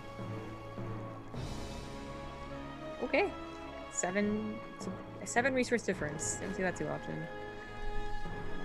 Who lost from Rogue's team? That was... Deer. Deer, yeah, first one. First one up, first one down. That was going to be my guess, too. Who lost? Nothing against Deer. I would have said Rogue over Deer, personally, but the thing was, I think we were all pretty much expecting TY to win his matchup, no matter who it ended up being. Yes, that's true. I think too is I really hate how much people read into GSL results, being like, this is how you determine a good player. But realistically, as much as I do hate that and disagree with it, TY's been pretty consistent lately. He's a good guy to rank off of his tournament results. It's often good enough. And his fifth base goes down right underneath two medevacs. The Rogue is dealing with 2 attacks at once. And while he has to cancel that base... Was it cancel, right? Yeah, it was cancel. It was so new anyways. It's still going to be pretty well timed. Scan reveals that it's not Hive and that it's Mutas, which is probably the bigger thing to scout, as he did not have any defenses set up for that. Now desperately throwing down missile turrets. They look like they might just be barely on time. There's nothing coming out of the natural. Oh, seems like an oversight. Oh, I thought he was gonna... Oh, never mind. The Changeling sees where his army is. I thought Bunny was gonna be super cool and like circumvent the Mutas or the Lings, but that kind of backfired on him. Luz is only in tank, but this went a little bit worse for Rogue. I don't think the trade on the top side was as worth it for him as he was hoping. Coming with a lot of Lings for that side swipe action, but as he does pull back, I mean, his supply remains really high. His economy has been good for so long. So a bad mistake, like a fight like that, it's not even that expensive at the end of the day, but it's something he can afford for sure. Rogue is on 70 drones on 3 bases while his 4th was building. And then he went up to 90. Oh my god. While his 5th is building. Like, he's long distance mining with drones on 5 bases early on in the game. Like, that's I'm waiting. Rogue's gonna do that thing where he just makes a ton of Banelings. Yeah. And there's not much you can... Like, you do have to just hold on against Rogue at least once, maybe twice. And you need a lot of tanks for that. So here's why I explained my thought from earlier, right? When I say Rogue's gonna get to 50 Banelings and kill you, I don't mean like he's got one attack of 50 Banelings. When Rogue does this style and he gets 40, oh my god, he's about to have 60 something Banelings. It's the economy allows him to just remax on them over and over and over and over again. And that's why 50 Banelings will kill you. Because it's not 50 Banelings one time, it's 50 Banelings like 5 times. Now, these first few Baneleys are not that impressive, but the second round finishes up. 20 more where that came from, and Bunny wasn't quite prepared for this. He just doesn't have any splash. Like, that tank goes down. Although splits are good. This is all off of creep, so it seems to be a good enough defense, even without a lot of tanks. This is where Rogue just remaxes or tries to. He's actually Larva starved. No, 18. Okay, Larva may be being a minor issue for a brief moment. I mean, Injax, macro hatchery, lots of actual hatcheries. He's got 50% of the map covered in creep. Bunny's defense there looked better than I thought it would be, but also Rogue was like one Baneley shy of killing like another 7 SCVs that were hiding in the corner. So this could have like with one extra unit going the right way been so much very worse for Bunny. It looks like Rogue's intentionally holding on because he wanted to get 3 adrenal glands and an Ultras Cavern all at the same time, which he's able to do. Even if Bunny were to immediately counter, knowing that there's at least time to be had before Bailings were morphed again, he'd have to go through so much creep spread. The only available base you could kill is the one at the very top, an extra base really, because Rogue's double expanding.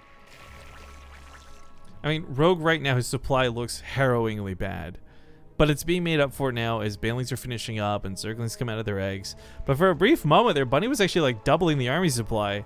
Not that there was a supply that you could necessarily push with. You need to leave a lot of these units at home.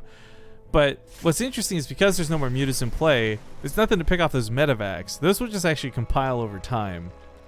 And one thing I'm a little worried about for Bunny is, and we sometimes see this happen, is the Terran player makes too many medevacs. In fact, they eat up so much supply that they're not worthwhile having. Sometimes, yeah. The new threat for Bunny is going to be Ultras. Well upgraded Ultras as well. He's got a decent Marauder count, and he's starting his upgrade for his Liberators. He's really setting into like later stage mode with Sensor Towers, but no Liberators being built quite yet. This creep spread too. It's going to take a long time to properly clear this up. As this runs around, Zerglings are looking for an opportunity, but these are no Rainerlings. No. Rogue loses a ton. Bad Rogue. There is a supply depot wall he just wasn't expecting. It was built pretty quickly for Bunny. Those are extra supply depots. He just really wanted to have the wall. Surprised if that's the case. He doesn't do like an engineering base or something a little more sturdy. Something not so easily bust is my point. But perhaps getting caught in a sandwich. Nope, those things will continue to run by. Grab a tank or two. Ooh, and he'll get those tanks. Yeah. Yes, he will. I love that Bunny's still making a couple tanks though. I mean, they help a little bit with the defense, but if they're not taken out by Lings, then when you eventually have to kind of just turtle back home, they do help a lot. I like seeing like 2-3 tanks on a defensive Terran. Bunny though, like him being on the map with what I say is still not a very ideal composition. I don't know. I think he should actually just take a chill pill. Make sure he gets up to 5 bases, maybe even make room for a 6th, which is currently being controlled by creep, and then he waits it out. I think it's like that's the game that it's going to. Getting Ghost Academy, Thor. It seems like he maybe agrees with me at this point. But you're going to feel swamped by the Zerg. There's no feeling comfortable in the situation. What's going on over here in the main base? A lot of SCVs super out of position. Stuck in the corner. He may have lifted his depots when he was like transferring. Yeah, that makes some sense. So Adrenal Glands is done, and it's making the world of difference when it comes to engaging these small pocket fights. But even then, this is what really matters. Oh my god. Oh my front door. Ah, my theory's dead. That went down surprisingly quick, but I guess when you got Ultras and Banelings in this number, it's expected. Resources lost here are looking so bad for Rogue, though. I'm getting a little worried for him. Before this was like acceptable, now we're getting to the stage of the game where it could be game-endingly bad. In fact, it might be. I'm gonna hold off on saying it is until he doesn't have a bank. I mean, his gas bank's a little worrisome. It's not huge, but that's because he just made all of his Banelings again. Oh, well, you know, this was a surprising run by for both us and Bunny, grabbing another 10 SCVs. I mean, that was a base shutdown too, let's not forget, up here on the top side. So this has been really driving at the economy of Bunny. In fact, taking a quick peek at the income graph too. There's barely any blue on that. Yeah, considering how long Rogue's been on 90 drones. Oh my gosh. I was also a little surprised by the Corruptors. No Greater Spire. So it wasn't Broodlings or Brood Lords he was thinking about. He just wanted to actually have something to kill Liberators and kill Medivacs. But now Ghosts are coming out, and suddenly these Ultras are a lot less scary. This goes back to my primary thing about Rogue, though, man. I want to see less Ultras. I want to see less Disruptor play. I want to see him just go back for his basics, like his mass baneling style, his circling run-bys. These are things I've come to love about Rogue, but because he's trying to turn these into like really big fights, we don't see that. Now, Bunny does have guaranteed a supply lead for his army with how many drones Rogue has. And Rogue knows that too, but he's pushing on a creep with very defensive positional units. Like these Ghosts, they're not even getting snipes off. I heard 1, 2, and I think that was it. The Banelings washed out everything. Even the Marauders, which aren't supposed to die to Banelings, died to Banelings. The Ultras give chase, and that's going to be it. GG. Ladies and gentlemen, Rogue will close out the series for his team with a 4-1 score. But don't worry too much, guys. If you're big fans of the guys who died here, this is a double elimination tournament, and while you won't see any more games cast today, you will see more best of sevens and more of these guys in the future. Yeah, every Friday, supposedly. Yeah, with the one asterisk being next week, we don't quite know if that's going to be how that goes down or not.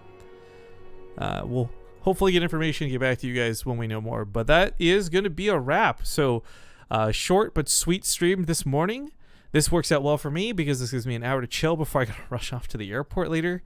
And so with that, Zambria, would you like to start saying your goodbyes? Yes, I would. Thank you. You can follow me on Twitter at ZG Gaming. Twitch and YouTube are both Zombie Grub. Back to uploading almost daily on YouTube after not uploading anything. And I will be streaming sometime today, but I'm going to figure out what my plans are first. So just make sure to pay attention to my Twitter or join my Discord for more information. And I think that kind of covers it. Well, for me, as I said, I'll be in California, so you guys might, if you're lucky, catch me doing like a Pokemon stream, but that's really up in the air if that's going to happen or not.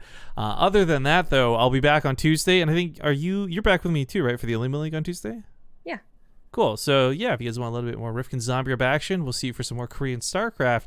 Although, again, as we get closer to Korean Thanksgiving, we're going to see signups start dropping off. So I'm not sure it'll be the sickest Elima League of all time like it has been in the past, but the reality is more StarCraft 2 after the weekend. But this weekend, you're still covered. You got Wardy and I think Roddy and a couple others doing like the Clash Invitational, which is live.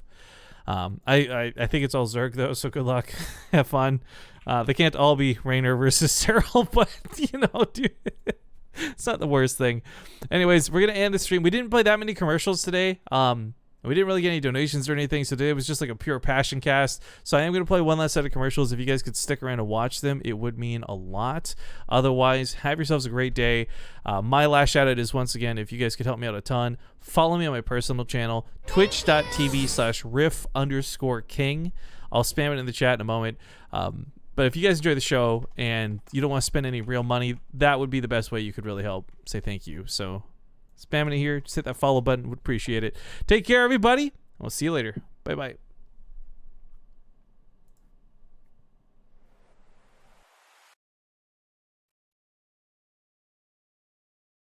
Oh, because they want to fly us out extra muted, right? They want to fly